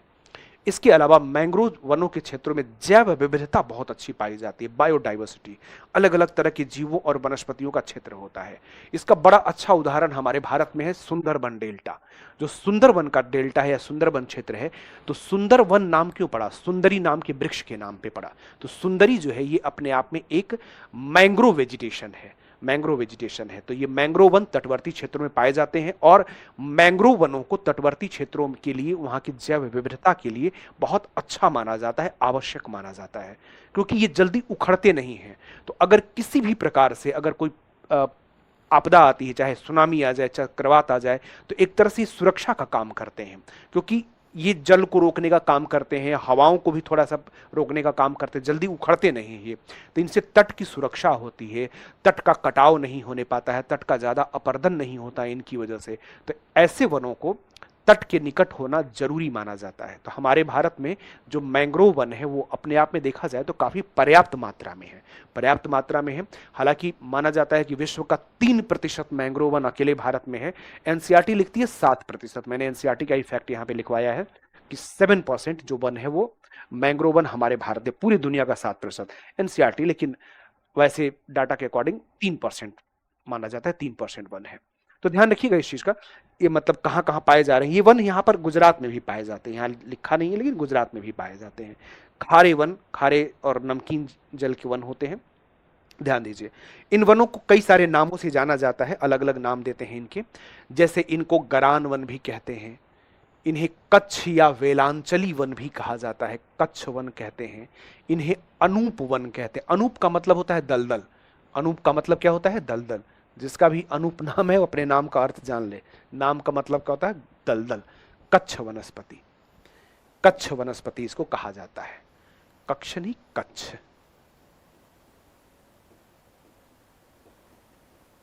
कच्छ वनस्पति होते हैं, कच्छ वन इनको कहते हैं। इनको वेलांचली वन या अनूप वन या ज्वारी वन के नाम से जाना जाता है। इतने सारे नाम देते हैं इनको, ठीक है। तो ध्यान रखिएगा, ये वन तटवर्ती क्षेत्रों में पाए जाते हैं, ज्वार नद मुखों, डेल्टाई क्षेत्रों, खारे दलदली क्षेत्रों आदि में पाए जाते हैं। कहां पाए जाते हैं, तो ये तटवर्ती भागों में पाए जाते हैं, ज्वार नद मुखों में पाए जाते हैं, डेल्टाई क्षेत्रों में पाए जाते हैं, और खारे दलदली क्षेत्रों में पाए जाते हैं। ज्वार नदमुख क्या होता है, जब नदियां समुद्र में मिलने को होती हैं, तो नदियां अपने साथ समुद्र में जब मिलने को होती हैं तो मलबा और अवसाद भी लेके भी आती हैं, लेकिन जिस नदी के अंदर बहुत ज्यादा अवसाद या मलबा नहीं होता है वो आके डायरेक्ट जाके समुद्र में जुड़ जाती है। नदी के मुहाने पर बहुत सारा अवसाद का निक्षेपण नहीं पाया जाता है, नदी के मुहाने पर बहुत अवसाद नहीं पाया जाता है, मलबा नहीं पाया जाता है। नदी सीधे सीधे जाकर के समुद्र में मिल जाती है और वहां पर अवसाद नहीं पाया जाता है और डायरेक्ट समुद्र में जुड़ जाती है नदी। तो ये जो मुहाना होता है, ये जो मुहाना, इसको बोलते हैं ज्वार नदमुख। इस प्रकार के मुहाने को ज्वार नदमुख कहते हैं, जिसमें नदी डायरेक्ट सीधे जाके मिल गई। नदी के मुहाने पर अवसादों का निक्षेपण नहीं है, रेत बालू मलबा मिट्टी ज्यादा नहीं जमा हुआ है। तो ऐसी कंडीशन में ये मुहाना जो बनेगा उसको ज्वार नदमुख कहेंगे। अब बात आती है डेल्टाई क्षेत्र क्या है। देखिए डेल्टाई क्षेत्रों में क्या है कि कोई भी नदी मान लीजिए समुद्र में मिलने को होती है तो वो नदी के मुहाने पर आकर के कई सारी शाखाओं में और ब्रांचेज में ऐसे बढ़ जाती है, कई सारी ब्रांचेज में बढ़ जाती है। बीच बीच में नदी के द्वारा लाए गए जो अवसाद और मलबा है वो ऐसे भर जाते हैं, बीच बीच में ऐसे अवसाद मलबा धीरे धीरे भर जाता है और कई सारी ब्रांचेज बन जाती हैं, नदी की कई सारी शाखाएं बन जाती हैं ऐसे, और इसके बाद जाकर के ये नदी समुद्र में मिलती है या किसी सागर महासागर से जुड़ती है। तो नदी का जो इस प्रकार का मुहाना होता है, जहां पर नदी के मुहाने पर बहुत अवसाद पाया जाता है और साथ में नदी कई सारी शाखाओं में भी बटी हुई दिखाई देती है, तो ये जो मुहाना होता है इसको हम लोग डेल्टा के नाम से जानते हैं। ये नदी क्या है, नदी का मुहाना क्या है, डेल्टा है। तो नदी सीधे मिले, अवसाद नहीं है, वही मुख्य धारा मिल जाए तो इसको ज्वार नदमुख। नदी के मुहाने पर अवसाद का जमाव मिले, नदी कई सारी शाखाओं में बट के समुद्र में मिले, तो इस प्रकार का जो मुहाना होता है इसको हम लोग डेल्टा कहते हैं। खारे दलदली क्षेत्र, तटों के आसपास खारे दलदली क्षेत्र भी पाए जाते हैं, ठीक है। और अनूप का मतलब होता है दलदल। आगे है कि इन वनों में श्वसन जड़ें, स्टिल्ट रूट्स, स्टिल्ट रूट्स मैंने पहले ही बताया था, यहां पे स्टिल्ट रूट्स पाए जाते हैं। यहां पर स्टिल्ट रूट्स पाए जाते हैं, स्टिल्ट रूट्स पाई जाती हैं, मतलब श्वसन जड़ें जिसको कहते हैं, स्टिल्ट रूट पाई जाती हैं। और ये जो वन होते हैं, ये वन प्राकृतिक आपदाओं जैसे सुनामी, चक्रवात आदि से सुरक्षा प्रदान करते हैं। मतलब ये जो वन होते हैं एक प्रकार से सुरक्षा का काम करते हैं, सुरक्षा भी प्रदान करते हैं। ये वन एक प्रकार से सुरक्षा प्रदान करने का काम करते हैं। इन क्षेत्रों में उच्च जैव विविधता पाई जाती है। मैंने आपको पहले ही बता दिया है कि यहाँ पर जैव विविधता बहुत अच्छी पाई जाएगी, अलग अलग तरह के पेड़ पौधे होंगे, जीव जंतुओं की यहाँ पर जीव जंतुओं के यहाँ पे वैरायटी बहुत ज्यादा पाई जाएगी, ठीक है ना। तो इस तरह से यहाँ पर जैव विविधता अच्छी पाई जाती है। अब इसके बाद ये वन भारत में एनसीईआरटी के अकॉर्डिंग बात करें तो 6,740 वर्ग किलोमीटर क्षेत्र में फैले हैं। 6,740 वर्ग किलोमीटर में भारत में फैले हुए एनसीईआरटी के अकॉर्डिंग। और विश्व का 7% मैंग्रोव वन जो है वो भारत में है। 7% मैंग्रोव वन कहां पर है, हमारे इंडिया में है। थोड़ा सा यहाँ पर डाटा में डिफरेंस है, लेकिन हमें एनसीईआरटी का ही मान के चलना है, तो हम लोग इसी को स्वीकार कर लेते हैं। जो डाटाज आते हैं, जो वन के जो डाटाज होते हैं, उसमें तो 3% के आसपास माना जाता है, लेकिन हम लोग 7% मानेंगे क्योंकि एनसीईआरटी का डाटा है, इसी को स्वीकार करना है हमें। तो इस तरह से ये मैंग्रोव वनों की विशेषता हो गई। मैंग्रोव वनों के बारे में हमने बात करी। इसके अलावा एक दो चीजें और हैं कि हमारे भारत का जो पूरा क्षेत्रफल है, तो भारत के कुल क्षेत्रफल का, भारत के कुल एरिया का 0.15%, पूरे भारत के एरिया का 0.15% भाग पर मैंग्रोव प्रकार के वन पाए जाते हैं, पूरे भारत के, ठीक है ना। इन वनों की खासियत क्या होती है कि ये जो वन होते हैं ये नमक को बर्दाश्त कर सकते हैं, और ये भी एक प्रकार के सदा हरित वन होते हैं, मतलब हमेशा हरे भरे रहने वाले वन होते हैं, ठीक है ना। हरे भरे रहने वाले वन होते हैं, सदा हरित वन होते हैं। ये वन भारत में मुख्यतः सुंदरवन डेल्टा कहां पाए जाते हैं, तो सुंदरवन डेल्टा में पाए जाते हैं। महानदी और गोदावरी तथा कृष्णा नदी का जो डेल्टा क्षेत्र है, सुंदरवन डेल्टा के अतिरिक्त महानदी, गोदावरी, कृष्णा नदी का डेल्टा क्षेत्र अंडमान निकोबार में पाए जाते हैं, उड़ीसा में पाए जाते हैं, गुजरात के तटवर्ती भागों में विशेष रूप से पाए जाते हैं। जितने भी तटवर्ती क्षेत्र है, जितने भी कोस्टल रीजन है, इन सभी तटवर्ती क्षेत्रों में, कोस्टल रीजन में इस प्रकार के वन पाए जाते हैं, गौर करिएगा। अब इसके बाद इन वनों में कौन कौन से वनस्पतियां आती है, तो इसमें ध्यान रखिएगा, सुंदरवन डेल्टा का नाम ही पड़ा है इसी के नाम पर, सुंदरी वृक्ष के नाम पर। और इसके अलावा इसमें और भी है, जैसे बेत है, सोनरतिया एक है, अगार, वृक्षों के नाम है अगार, सोनरतिया, बेत, इस प्रकार के जो वृक्ष हैं वो इस कैटेगरी में आते हैं। बेत, सोनरतिया, अगार, इस प्रकार के जो वृक्ष हैं वो इस कैटेगरी में आ जाते हैं, इस कैटेगरी के वन हैं ये, ध्यान रखिएगा, ठीक है ना। इसके अलावा अब एक दो और महत्वपूर्ण चीजें हैं, इसको देख लीजिए थोड़ा। आर्द्र भूमियां, वेटलैंड्स क्या होती हैं, वेटलैंड्स या आर्द्र भूमियां, वेटलैंड या आर्द्र भूमियां क्या होती हैं। आर्द्र भूमियां वो क्षेत्र होते हैं जैसे नदियां हैं, झीलें हैं, तालाब हैं, जहां पर जल का जमाव होता है, जहां पे वाटर लॉगिंग होती है, जहां पे जल जमाव होता है, वाटर लॉगिंग होती है, उसको हम आर्द्र भूमियां के नाम से जानते हैं। इनको आर्द्र भूमियां जो है, इनको रामसर अधिवेशन के तहत चिन्हित किया जाता है, ठीक है ना। आर्द्र भूमियों को रामसर अधिवेशन के तहत चिन्हित किया जाता है। रामसर अधिवेशन जो है, रामसर अधिवेशन कहां हुआ था, तो ये रामसर अधिवेशन ईरान में हुआ था, ठीक है ना। आर्द्र भूमियां मतलब ऐसे क्षेत्र जहां पे पानी जमता हो, पानी लगता हो, जैसे कोई झील हो, आर्द्र भूमि मानी जाएगी, कोई तालाब हो, नदियां हो, ये सारी चीजें क्या हैं, ये सारी चीजें एक प्रकार की आर्द्र भूमियां हैं, जहां पर जल का जमाव होता है, पानी जहां पे जमता है, ठीक है। तो आर्द्र भूमियां जो है होती हैं, ये पर्यावरण के लिए बहुत अनुकूल मानी जाती हैं, क्योंकि इन्हीं आर्द्र भूमियों से ही पानी रिस करके और नीचे पहुंचता है, छन करके रिस करके नीचे पहुंचता है, जिससे ग्राउंड वाटर रिचार्ज होता है। आर्द्र भूमियों के आसपास जैव विविधता भी बहुत अच्छी पाई जाती है।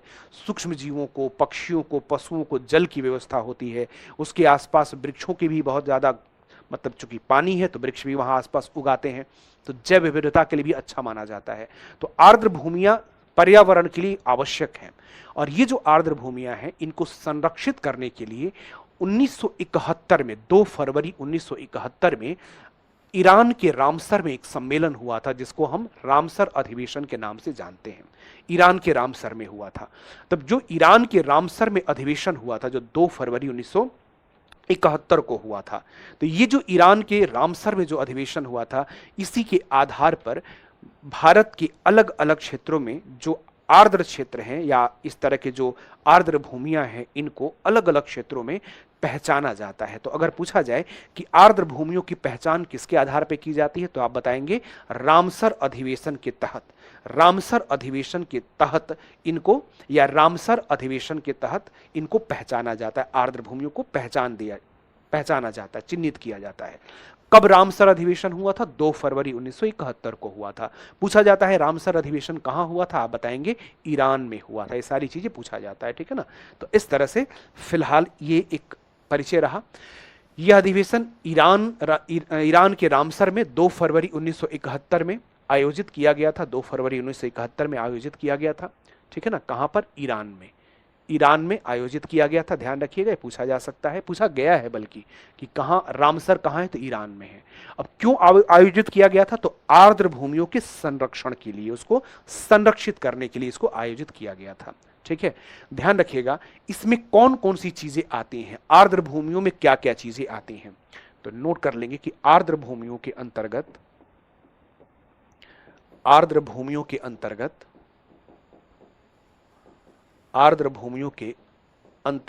कौन कौन सी चीजें सम्मिलित हैं। तो आर्द्र भूमियों के अंतर्गत निम्न चीजें आती हैं।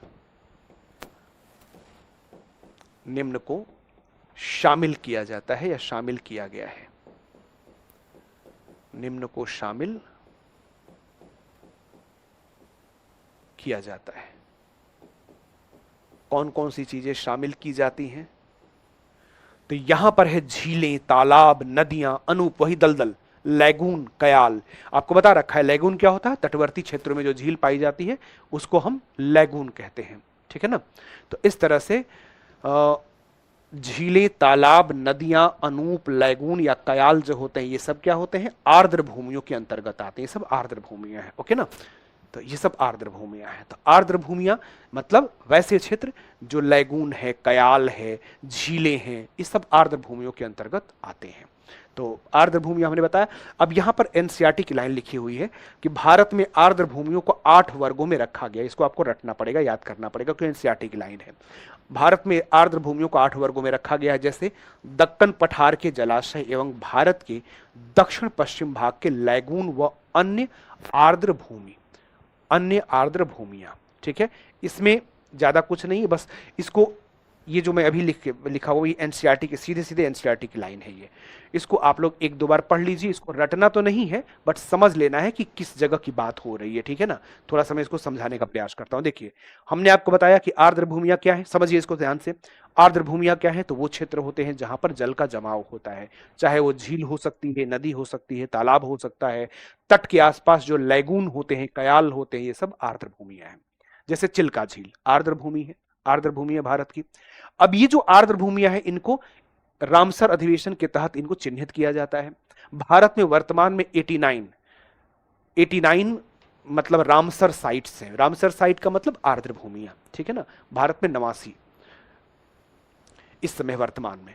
अब भारत में जो पूरी आर्द्र भूमियां हैं, इनको 8 वर्गों में रखा जाता है। पहला वर्ग क्या है? दक्कन पठार के, मतलब दक्कन पठार और भारत का जो पश्चिमी भाग है, तो दक्कन पठार पश्चिमी भाग का जो क्षेत्र है वो एक प्रकार से आर्द्र भूमियों के अंतर्गत आता है। इसके अलावा राजस्थान, गुजरात और कच्छ क्षेत्र के जो खारे जल की भूमियां हैं, भाई राजस्थान में भी कुछ खारे जल की झील हैं, जैसे सांभर झील है, लूणकरणसर है। इसी तरह गुजरात में भी जो कच्छ का क्षेत्र, वहां पर भी खारे पानी की झीलें हैं, तो वो भी एक प्रकार के आर्द्र भूमियों के अंतर्गत आते हैं। इसके बाद केवलादेव राष्ट्रीय पार्क जो है राजस्थान भरतपुर में है। केवलादेव राष्ट्रीय पार्क कहाँ पर है? राजस्थान में है, भरतपुर में है। तथा मध्य प्रदेश के जो ताजे जल होते हैं, एमपी के जो जल होते हैं, मध्य प्रदेश की जो ताजे जल के क्षेत्र होते हैं, इसके अलावा केवलादेव का जो क्षेत्र है वो सब आ जाता है इसी के अंतर्गत। इसके अलावा पूर्वी तट के जो डेल्टाई आर्द्र भूमियां, जैसे चिल्का झील है, पूर्वी तट के जो डेल्टाई आर्द्र भूमियां है जिसमें चिल्का झील आ जाती है, तो ये सब भी इसी के अंतर्गत आते हैं, ये सब भी इसी के अंतर्गत आ जाते हैं, चिल्का झील। इसके अलावा ब्रह्मपुत्र घाटी, ब्रह्मपुत्र घाटी, तो ब्रह्मपुत्र घाटी में बाढ़ के मैदान के जो क्षेत्र होते हैं, उत्तर पूर्वी भारत के हिमालय के गिरिपथ मतलब हिमालय की तलहटी के जो कच्छ और कच्छ मतलब दलदल, कच्छ व अनूप क्षेत्र मतलब ब्रह्मपुत्र घाटी में जो बाढ़ के मैदान वगैरह होते हैं वहां पे जो पानी जमता है वो भी आर्द्र भूमियों में आता है। इसके अलावा कश्मीर और लद्दाख के पर्वतीय झीलें ये भी इसमें आ जाती हैं। गंगा के मैदान के जो ताजे जल के जो क्षेत्र होते हैं, ताजे जल वाले जो क्षेत्र होते हैं वो इसमें आ जाते हैं। और अंडमान निकोबार द्वीप समूह के, अंडमान निकोबार समूह के द्वीप के द्वीपीय चापों के मैंग्रोव वन, द्वीप समूह के मैंग्रोव वन और दूसरे आर्द्र क्षेत्र जो होते हैं वो इसके अंतर्गत आ जाते हैं। ठीक है, तो एक बार बस 2 बार इसको देख लीजिएगा, इसमें बहुत ज्यादा दिमाग नहीं लगाना है, ये सब उतना नहीं पूछता है, ठीक है ना, तो इसमें बहुत ज्यादा दिमाग नहीं लगाना है।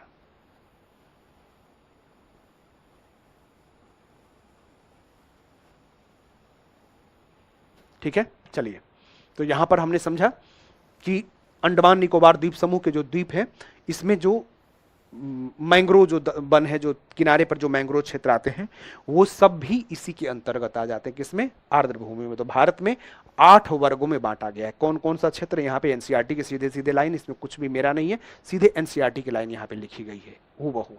इसके बाद 1-2 और इंपॉर्टेंट चीजें, वन संरक्षण से संबंधित चीजें हैं, इस पे प्रश्न पूछा जाता है, तो वन संरक्षण के लिए ध्यान रखिएगा। वन संरक्षण, तो भारत में वन संरक्षण नीति कब लाई गई थी? तो भारत में जो वन संरक्षण नीति लाई गई थी, कब लाई गई थी? 1952 में लाई गई थी। ठीक है, इस नीति में 1988 में संशोधन किया गया।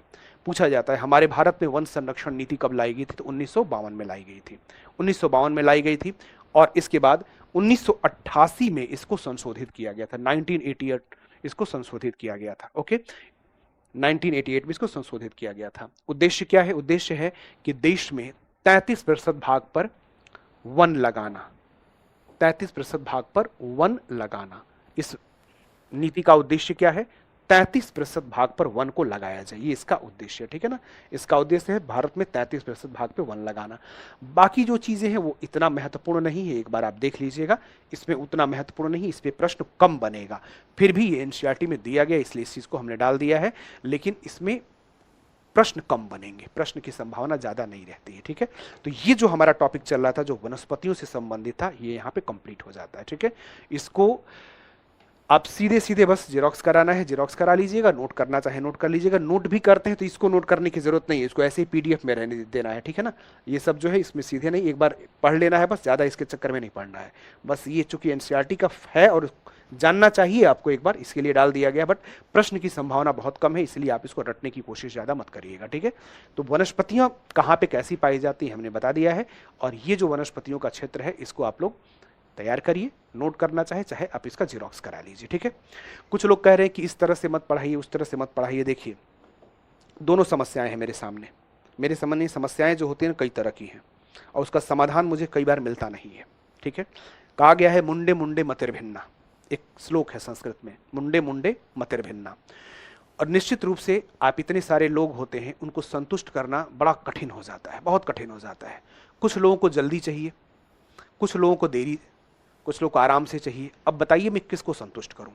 कुछ लोग आते हैं ऐसे ऐसे कमेंट लिख करके चले जाते हैं कि मन बड़ा कष्टकर हो जाता है, बहुत कष्ट में पहुंचता है कि मतलब लोग क्या समझ रहे हैं, किस स्तर की बातें कर रहे हैं लोग। ठीक है ना, मजबूर हो जाता हूं मैं भी, और ये मेरे मजबूरी का ही परिणाम है।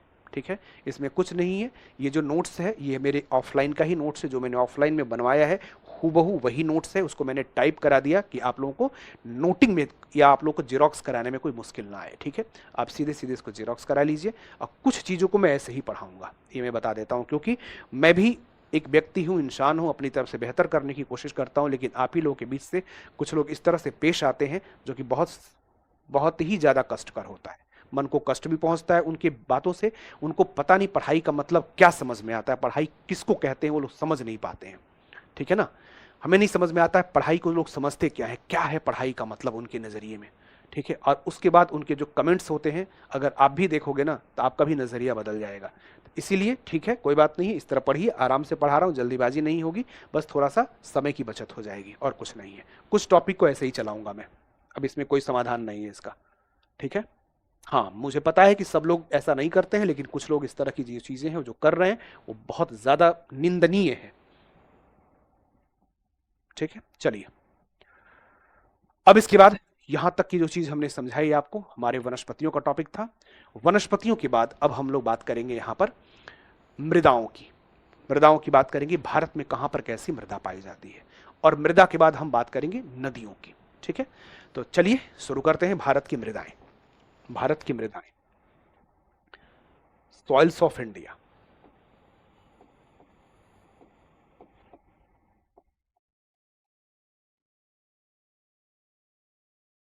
भारत की मृदाएं,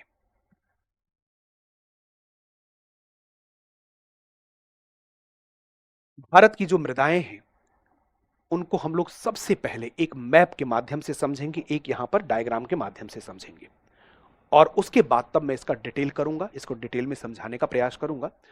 पहले मैं आपको एक मैप पर सारी चीजों को समझाता हूं। इतना तो कम से कम जान ही जाए हम लोग मृदा होता क्या है। ठीक है ना? मृदा क्या होता है? तो मृदा जो होती है, मृदा जो होती है वो हमारी धरती की, हमारी सतह की जो सबसे ऊपरी परत है, सबसे ऊपरी भाग, सबसे ऊपरी परत जो होती है ना, तो जो सबसे ऊपरी परत होती है, जो सबसे ऊपरी भाग जो होता है, एकदम पतली परत, वही मृदा है। सिंपल से समझिए, मृदा का मतलब धरातल की सबसे ऊपरी और सबसे पतली परत जो होती है उसी को हम मृदा कहते हैं। ठीक है, उसी को हम मृदा कहते हैं। और ये जो मृदा होती है, ये सिर्फ इसमें मिट्टी नहीं है, सिर्फ चट्टानों के चूर्ण नहीं होते हैं, बल्कि मृदा में जल भी होता है, सूक्ष्म जीव भी होते हैं, और मृदा का अपना एक वायुमंडल भी होता है, मतलब उसमें गैसें भी होते हैं। तो मृदा वायुमंडल, ठीक है ना? तो मृदा वायुमंडल, मृदा के अंदर की गैसें, मृदा के अंदर का जल, सूक्ष्म जीव और चट्टानों के जो चूर्ण हैं, ये सब कुछ मिलाकर के मृदा का निर्माण होता है। और मृदा सतह की एकदम सबसे ऊपरी और पतली परत होती है, सबसे पतली और सबसे ऊपरी परत होती है। भूपरपटी आपको पता ही है, हमारी धरती की ऊपरी परत है। उस भूपरपटी के भी एकदम ऊपर सतह पर एकदम पतली सी जो परत होती है, इसी को हम मृदा के नाम से जानते हैं, यही मृदा होती है। ठीक है, यहां पर इसको मैं समझाऊं उससे पहले मैं एक चीज डिस्कस कर देता हूं, समझिए इसका थोड़ा सा। लिखा भी है वही चीज जो मैं आपको समझा रहा था कि मृदा पृथ्वी की सतह पर सबसे ऊपरी व पतली परत है। यही बात तो मैं आपसे कह रहा हूं कि मृदा, मुझे सुनिए, आप लोग सब याद होगा, समझ में आएगा, आप लोग सुनिए, और इस चीज को आप लोग फिर बाद में जैसे भी नोट करना चाहे करिएगा, लेकिन आप पहले सुनिए मुझे कि पृथ्वी की सतह पर सबसे ऊपरी और पतली परत यही मृदा है। और मृदा बनती कैसे है? तो जो भी आधारभूत चट्टानें होती है ना, जैसे मान लीजिए कोई चट्टान है, अब इसी चट्टान पर जब टूट फूट होगी, चट्टानें टूटेंगी, फूटेंगी, चटकेंगी, उससे चट्टानों के चूर्ण बनेंगे, चट्टानों के कण बनेंगे। तो वो जो चट्टानों के चूर्ण और कण जब बन करके ऊपरी परत पर जब तैयार होंगे, और उसके साथ साथ उसी चूर्ण में जब पानी मिल जाएगा, उसमें हवा, सूक्ष्म जीव, ये सारी चीजें जब मिल जाएंगी, तो मृदा का निर्माण होगा। मृदा बनने में हजारों साल का समय लगता है, इसीलिए मृदा को धीमा मृत्यु के नाम से जाना जाता है। हजारों साल का समय लगता है इसके तैयार होने में। वही बात यहाँ लिखा गया है कि मृदा पृथ्वी की सतह पर सबसे ऊपरी और पतली परत है, जो आधारभूत शैलों के अपक्षयित पदार्थों, जल, वायु और जैविक तत्वों के योग से बनी है। जल भी है, वायु है, और जैविक तत्व मतलब पेड़ पौधों के, जीव जंतुओं के जो सड़े गले अंश होते हैं, साथ में कुछ सूक्ष्म और छोटे जो जीव हैं, ये सारी जो चीजें हैं। तो इस तरह से हम लोग यहां पर मृदा में ये सारी चीजें पाए जाते हैं। अब बात आती है कि मृदा निर्माण के कारक क्या है, मतलब मृदा में कौन कौन सी चीजें आखिर सम्मिलित होती हैं। मृदा निर्माण के कारक क्या है, मृदा में कौन कौन सी चीजें सम्मिलित होती हैं, क्या क्या चीजें मृदा में सम्मिलित होती हैं। तो मृदा निर्माण के कारक, मृदा निर्माण के जो कारक हैं मृदा निर्माण के कारक मतलब किन किन चीजों के मिलने से मृदा का निर्माण होता है, इसकी बात करेंगे। मृदा निर्माण के कारक क्या है, मृदा में क्या क्या पाया जाता है। तो इसमें पाया जाता है आधारभूत शैल या चट्टाने। आधारभूत शैल, आधारभूत शैल या चट्टाने मतलब जिस जगह पर मृदा का निर्माण हो रहा है वो आधारभूत बेसिक चट्टाने। इसके अलावा उच्चावच, उच्चावच व स्थलाकृतियों का स्वरूप, उच्चावच या स्थलाकृतियों का स्वरूप, स्थलाकृतियों का स्वरूप, स्थलाकृतियों का स्वरूप, उच्चावच या स्थलाकृतियों का स्वरूप मतलब उच्चावच आपको पता ही हमारी धरती जो है उबड़ खाबड़ है, ठीक है ना। तो ये जो उबड़ खाबड़ जो स्वरूप है ये उच्चावच भी मृदा के निर्माण में अपनी भूमिका अदा करता है। कैसे अदा करता है, ध्यान दीजिए। जहां पर ढाल होगा उस जगह पे मृदा की परत ज्यादा मोटी नहीं होगी, पतली होगी, ठीक है। जहां पर समतल जमीन होगी वहां मृदा की परत थोड़ी मोटी हो जाएगी। जहां पर ज्यादा गहराई और गड्ढा होगा वहां पे और ज्यादा गहरी परत हो जाएगी। तो इस तरह से मृदा के निर्माण में जो स्थल का स्वरूप है, स्थलाकृति और उच्चावच उबड़ खाबड़ जो स्वरूप है, इसकी भी भूमिका होती है मृदा के निर्माण में, ठीक है ना। तो ये सारी बातें ध्यान रखेंगे कि आधारभूत चट्टाने या शैलें, उच्चावच या स्थलाकृतियों का स्वरूप, जलवायु अर्थात वर्षा, जलवायु अर्थात वर्षा, तापमान व वनस्पतियां मतलब कैसा तापमान रहता है, कैसी वर्षा होती है, ठीक है ना, कैसा तापमान रहता है, कैसी वर्षा होती है, ठीक है ना। तो अब इस तरह से समझिए कि जलवायु, वर्षा, तापमान और वनस्पतियां, ये सारी जो चीजें हैं, ये सारी जो चीजें हैं, जलवायु, तापमान, वर्षा, ये भी मृदा के निर्माण में अपनी भूमिका निभाते हैं। इसके अलावा जैविक कारक जैसे जीव और वनस्पतियां, जीव और वनस्पतियां भी होती है, जो जैविक कारक होते हैं इनकी भी अपनी भूमिका होती है। जो जैविक कारक होते हैं जीव और वनस्पतियां, सूक्ष्म जीव, केचुआ, आपने सुना होगा ना, केचुआ वगैरह मृदा में जब मिल जाते हैं तो केचुआ से मृदा और उत्पादित हो जाए और मृदा जो होती है और उर्वर हो जाती है केचुआ वगैरह की वजह से। तो इस तरह के जो सूक्ष्म जीव होते हैं। इसके अलावा वनस्पतियां, बहुत सारी वनस्पतियां जो होती है वो मृदा में नाइट्रोजन की स्थिरीकरण का काम करती हैं, इससे मृदा और समृद्ध हो जाती है। तो ये सारी चीजें ये सब मिलजुल करके मृदा का निर्माण करते हैं। अगर आपसे पूछा जाए आप क्या बताएंगे, मृदा निर्माण में कौन कौन सी चीजें शामिल है, आप बताएंगे आधारभूत शैल मतलब जिस जगह पे मिट्टी बन रही है उसके नीचे कैसी चट्टान है, इसी वजह से कोई काली मिट्टी बन जाती है, कोई लाल मिट्टी बन जाती है, क्योंकि चट्टान जैसी होगी वैसी मिट्टी बनेगी। इसके अलावा उच्चावच, स्थल का स्वरूप कैसा है, जैसे हिमालय की मिट्टियां पतली पाई जाती है हिमालय में क्योंकि ढाल है, पर्वत है वो, और मध्य भारत के मैदान में मिट्टी में गहराई ज्यादा पाई जाती है। इसके अलावा जलवायु अर्थात जलवायु का भी रोल होता है, वर्षा, तापमान, वनस्पतियां, जैविक कारक और सूक्ष्म वनस्पतियां, ये सारी चीजें इसमें आ जाती हैं। और इसके अलावा गौर करना, समय भी एक महत्वपूर्ण कारक है, समय भी एक महत्वपूर्ण कारक है यहां पर, ठीक है ना। इसके अलावा जैविक कारकों के अंतर्गत मैं यहीं पे जोड़ देता हूं, अगला जो कारक है वो है समय। समय, क्योंकि मिट्टी के निर्माण में बहुत लंबा समय लगता है, अचानक मृदा का निर्माण नहीं होता है, मृदा के निर्माण में हजारों साल लग जाता है। इसीलिए कहा जाता है कि मृदा जो होती है, इसीलिए कहा जाता है कि मृदा जो होती है यहां पर जो मृदा होती है उसको अगर उसका अपर्दन हो जाए, उसका कटाव हो जाए तो उसको धीमा मृत्यु की संज्ञा दी जाती है, धीमा मृत्यु कह देते हैं, ठीक है ना, धीमा मृत्यु। क्योंकि एक बार मिट्टी कट जाएगी तो उसके बनने में हजारों साल का समय लग जाता है, और मिट्टी को कटने और बहने में कितना टाइम लगेगा। और मान लीजिए कहीं मृदा अपर्दन होने लगे तो मिट्टी साल 2 साल में ही कट के बह जाएगी पूरी तरह से, बनने में हजारों साल लगेगा। इसीलिए मृदा अपर्दन को धीमा मृत्यु कहा गया है। मृदा के निर्माण में समय की बहुत बड़ी भूमिका होती है, मृदा के निर्माण में समय की बहुत महत्वपूर्ण भूमिका पाई जाती है। अब एक चीज और आपको बताऊंगा, उसके बाद क्लास को ओवर करूंगा, वह है मृदा का वर्गीकरण।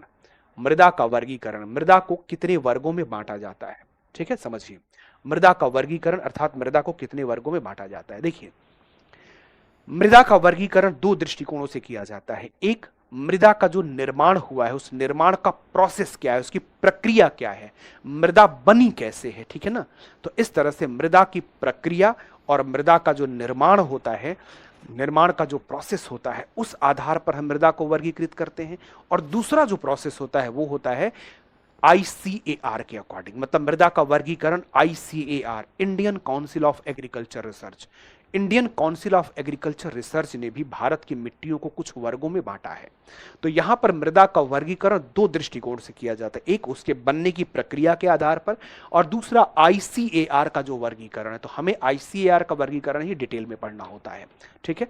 तो यही चीज यहां लिखा गया, मृदा निर्माण की प्रक्रिया के आधार पर और आईसीएआर के अकॉर्डिंग, आईसीएआर के आधार पर मृदा के निर्माण जो है, मृदा का जो निर्माण है आईसीआर के अकॉर्डिंग और मृदा निर्माण की प्रक्रिया के आधार पर, इस आधार पर मृदा को कितने वर्गों में बांटा जाता है। निर्माण प्रक्रिया की जब हम बात करते हैं उस आधार पर मृदा को दो वर्गों में बांटा जाता है, दो वर्गों में डिवाइड किया जाता है। एक होती है इन सिटू सॉइल और एक होती है on situ soil. In situ soil जो होती है उसको हम लोग स्वस्थानीय मृदा कहते हैं, स्वस्थानीय, और एक होती है ऑन सिटू जिसको हम परस्थानीय मृदा कहते हैं। स्वस्थानीय मृदा, परस्थानीय मृदा। स्वस्थानीय मतलब जैसे मान लीजिए ये एक चट्टान है, अब ये चट्टान टूटी फूटी चटकी, इससे छोटे चट्टाने चूर्ण बने, उसमें हवा, ऑक्सीजन, जल वगैरह मिक्स होकर के एक मृदा का निर्माण हो गया। तो जहां पर ये चट्टान थी उसी चट्टान के ऊपर जब मृदा का निर्माण हो गया तो ये इन सिटू सॉइल हो गई। इन सिटू सॉइल, स्वस्थानीय मृदा मतलब जहां पर जिस जगह पर चट्टान टूटी चटकी थी उसी जगह पर मृदा का निर्माण हो गया। जैसे काली मिट्टी, काली मिट्टी कहां बनी है? बेसाल्ट की चट्टानों पर बनी है, कहीं और नहीं बनी है, बेसाल्ट की चट्टानों के ऊपर ही बनी है। जहां पर बेसाल्ट की चट्टानें पाई जाती हैं उसी के ऊपर बनी है, तो ऐसी मिट्टी को स्वस्थानीय मिट्टी कहते हैं। और कुछ मृदा ऐसी होती है जो कहीं और से बह करके आती है या उड़ करके आती है। जैसे मान लीजिए कोई पर्वत है, अब पर्वत से नदी निकल रही, तो नदी पर्वत के चट्टानों को, मलबा को अपने साथ बहा ला रही है, अब बहा के लाके कहीं जमा कर दे रही है। तो जिस जगह पे वो जमा करेगी वो वहां मिट्टी का निर्माण होगा, लेकिन ये मिट्टी और इसके जो चूर्ण है चट्टानों के वो यहाँ के नहीं है, वो कहीं और से आए हुए हैं। जैसे हम लोग जहाँ पे रहते हैं, उत्तर भारत के जो लोग हैं, उत्तर भारत के जो मैदानी क्षेत्र में रहने वाले लोग हैं, हमारे यहाँ जो मृदा है वो ऑन सिटू सॉइल है, वो परस्थानीय मृदा है, वो यहाँ की मिट्टी नहीं है, वो कहीं और से बह के आई, वो हिमालय से बह करके आई हुई मिट्टी है। तो इस तरह से मृदा को हम लोग दो वर्गों में प्राइमरीली बांटते हैं, एक होता है इन सिटू, एक होती है ऑन सिटू। ये बात समझ में आई कि नहीं समझ में आई? मुझे बताइए, तो थोड़ा मैसेज करके बताइए, ये बात समझ में आई या नहीं समझ में आई?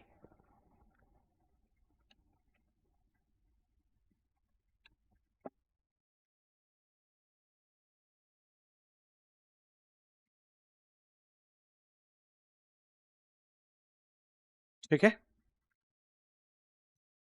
एक्स2 भी बोलते हैं, जो ऑन सिटू बोल दिया जाता है इसको एक्स2 भी बोलते हैं। एक मैसेज भी दिख रहा है इस टाइप का, हाँ एक्स2 भी बोलते हैं, बिल्कुल ऑन सिटू कह लीजिए, एक्स2 कह लीजिए, इसको कोई गलत नहीं है, इसको एक्स2 भी कहते हैं, एक्स2 ही कर देते हैं, on Situ x two, in Situ x two, ठीक है। तो ध्यान रखिए यहां पर, क्लियर हुआ कि यहां पर दो प्रकार का बनने की प्रक्रिया के आधार पर दो प्रकार के हो गए। अब इसके बाद, अब ये जो हमने बताया कि एक स्वस्थानीय इन सिटू और एक एक्स सिटू जो है, ये दो प्रकार की जो मिट्टी है इन सिटू एक्स सिटू, इसमें भी दो प्रकार का हो जाता है, एक होती है मंडलीय मृदा, एक होती है अंतःमंडलीय मृदा। मंडली और अंतःमंडलीय मृदा, मंडली जोनल सॉइल और इंट्राजोनल सॉइल। मंडलीय मृदा, मंडलीय मृदा वो मृदा होती है जिसमें मृदा परिच्छेदिका का पूर्ण विकास होता है, संपूर्ण विकास देखा जाता है, ठीक है ना।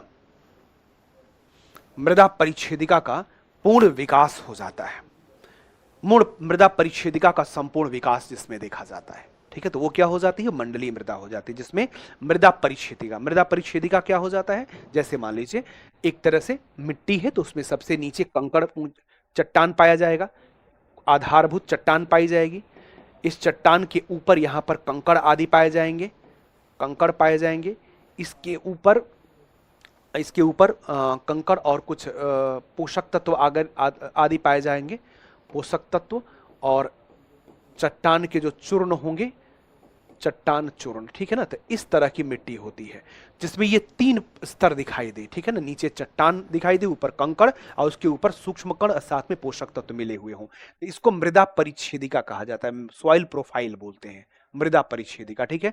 तो जो मंडलीय मिट्टी होती है इसमें मृदा परिच्छेदिका, सॉइल प्रोफाइल का कंप्लीट डेवलपमेंट देखा जाता है, जिसमें नीचे चट्टानें पाई जाती हैं, उसके ऊपर कंकड़ आदि पाए जाते हैं और उसके ऊपर छोटे चट्टानों के चूर्ण पाए जाते हैं, छोटे चट्टानों के चूर्ण पाए जाते हैं, जिसमें पोषक तत्व भी मिले होते हैं, पोषक तत्व भी मिले होते हैं। ठीक है, तो इस तरह से, तो अब इस तरह से यहां पर हमने बताया मंडलीय मिट्टी। उसके बाद अंतःमंडलीय मृदा क्या होती है?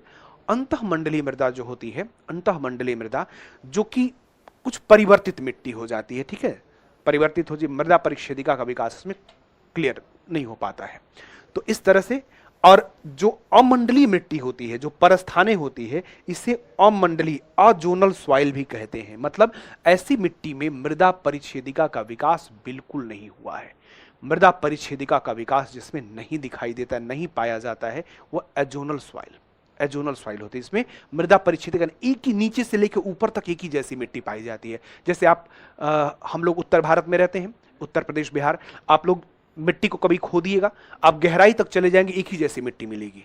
आप 10-20 फीट की गहराई पर भी जाएंगे तब भी एक ही जैसी मिट्टी मिलेगी। तो ये जो होता है ना, इसको हम अमंडलीय मृदा कहते हैं, इसको हम अमंडलीय, अजोनल सॉइल कहते हैं। इसमें जोन नहीं है, इसमें स्ट्रेटा नहीं बना होता है।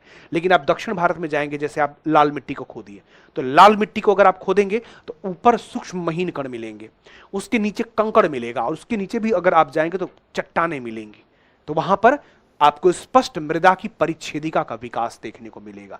तो इसी आधार पर समझिए, जो स्वस्थानीय इंसिटू सॉइल है उसमें मंडलीय या अंतःमंडलीय मृदा होती है, और एक्सिटू सॉइल जो है उसमें परस्थाने या परिवहित मिट्टी, ये अमंडलीय मृदा कहलाती है। इसमें मृदा की परिच्छेदिका, उसके लेयर नहीं पाए जाते हैं। गौर करिएगा इस बात पे, ये पूछा जा सकता है। देखिए, मंडलीय मृदा यह पूर्णतः विकसित मिट्टी होती है। मंडलीय मृदा क्या है? यह पूर्णतः विकसित मिट्टी मानी जाती है, पूर्णतः विकसित मिट्टी मानी जाती है। यह पूर्णतः विकसित मृदा है। ठीक है, पूर्णतः विकसित मृदा है। इसमें मृदा परिच्छेदिका का पूर्ण विकास देखा जाता है। मृदा परिच्छेदिका, सॉइल प्रोफाइल जिसको कहा जाता है, वो कंप्लीटली डेवलप हो जाता है। मतलब मृदा का लेयर पर्याप्त रूप में पाया जाता है। परिच्छेदिका अर्थात मृदा का जो लेयर है वो स्पष्ट रूप से यहां पर देखने को मिलता है। मृदा का लेयर स्पष्ट रूप से पाया जाता है यहां पर देखने को।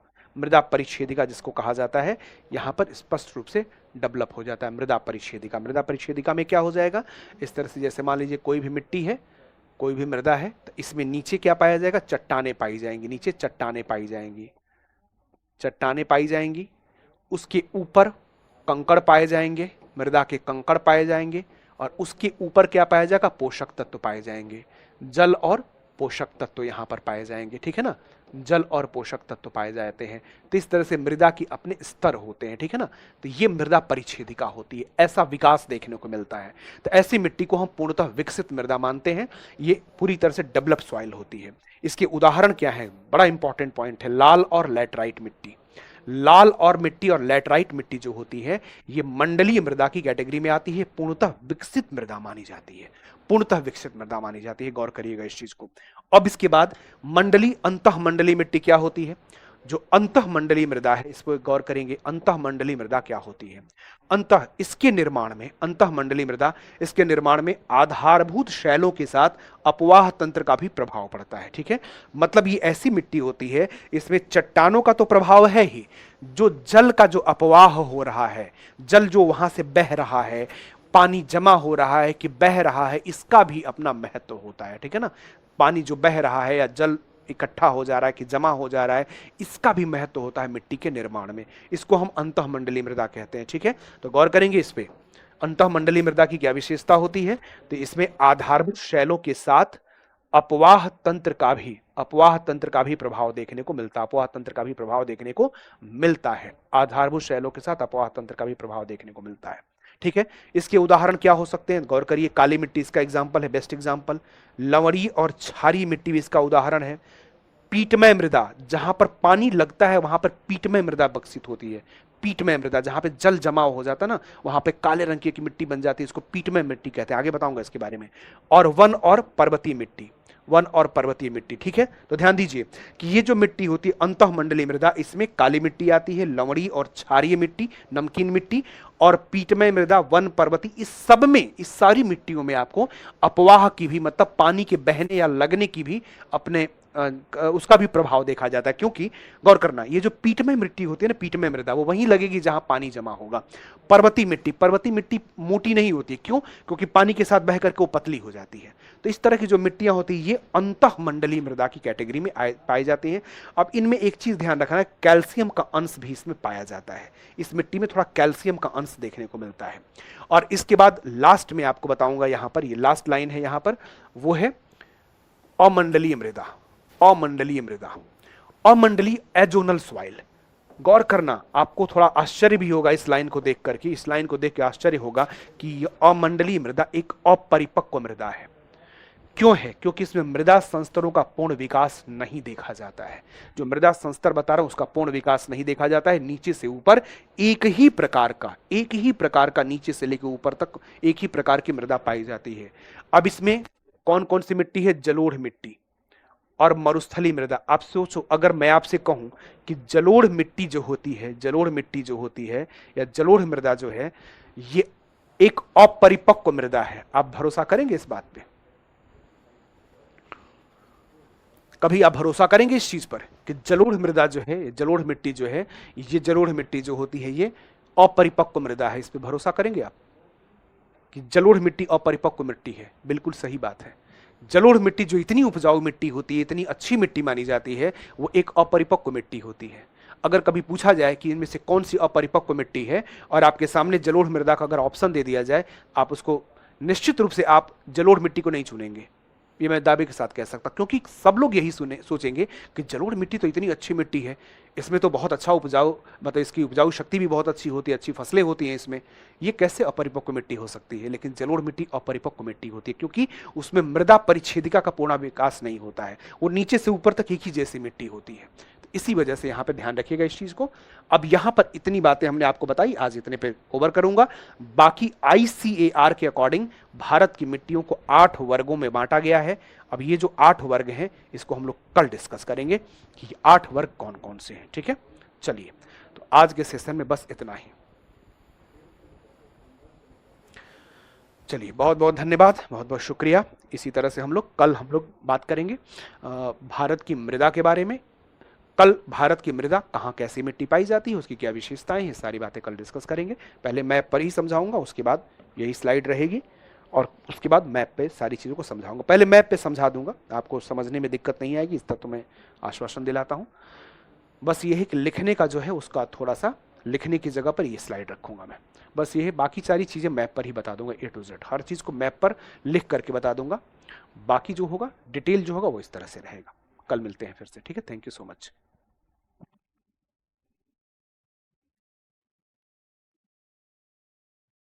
सर, कुछ लोगों की वजह से पूरे क्लास मत कीजिए, नाइंसाफी में नहीं करना है। कोई नाइंसाफी काम नहीं कर सकता।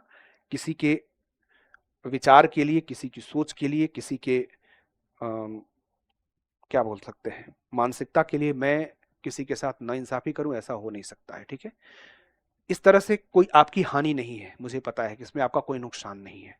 ठीक है ना? बस इतना ही है कि बस मुझे लिखना नहीं पड़ा और सारी चीज़ों को मैंने लिखा हुआ था, लेकिन कोई ऐसी चीज़ नहीं है जिसको हमने आपको पर्याप्त समझाया नहीं है। बशर्ते आप उस चीज़ पर ध्यान दें, उस चीज़ पर अगर ध्यान दें कि समझने के, समझाने के लिए क्या क्या बातें कही जा रही हैं, किस तरह समझाया जा रहा है, उस पर अगर आप ध्यान दें तो आपको कोई भी चीज़ ऐसी नहीं होगी जो समझने में दिक्कत करेगी। और समझने में कोई चीज़ दिक्कत करती है तो आप बिल्कुल बेहिचक पूछने के लिए स्वतंत्र हैं। ठीक है, पूछना भी चाहिए आपको, वो आपका हक है और उसको हम जरूर बताएंगे। ठीक है, चलिए, तो आज इतना ही, कल मिलेंगे। चलिए, ओवर करते हैं, कल मिलते हैं फिर से।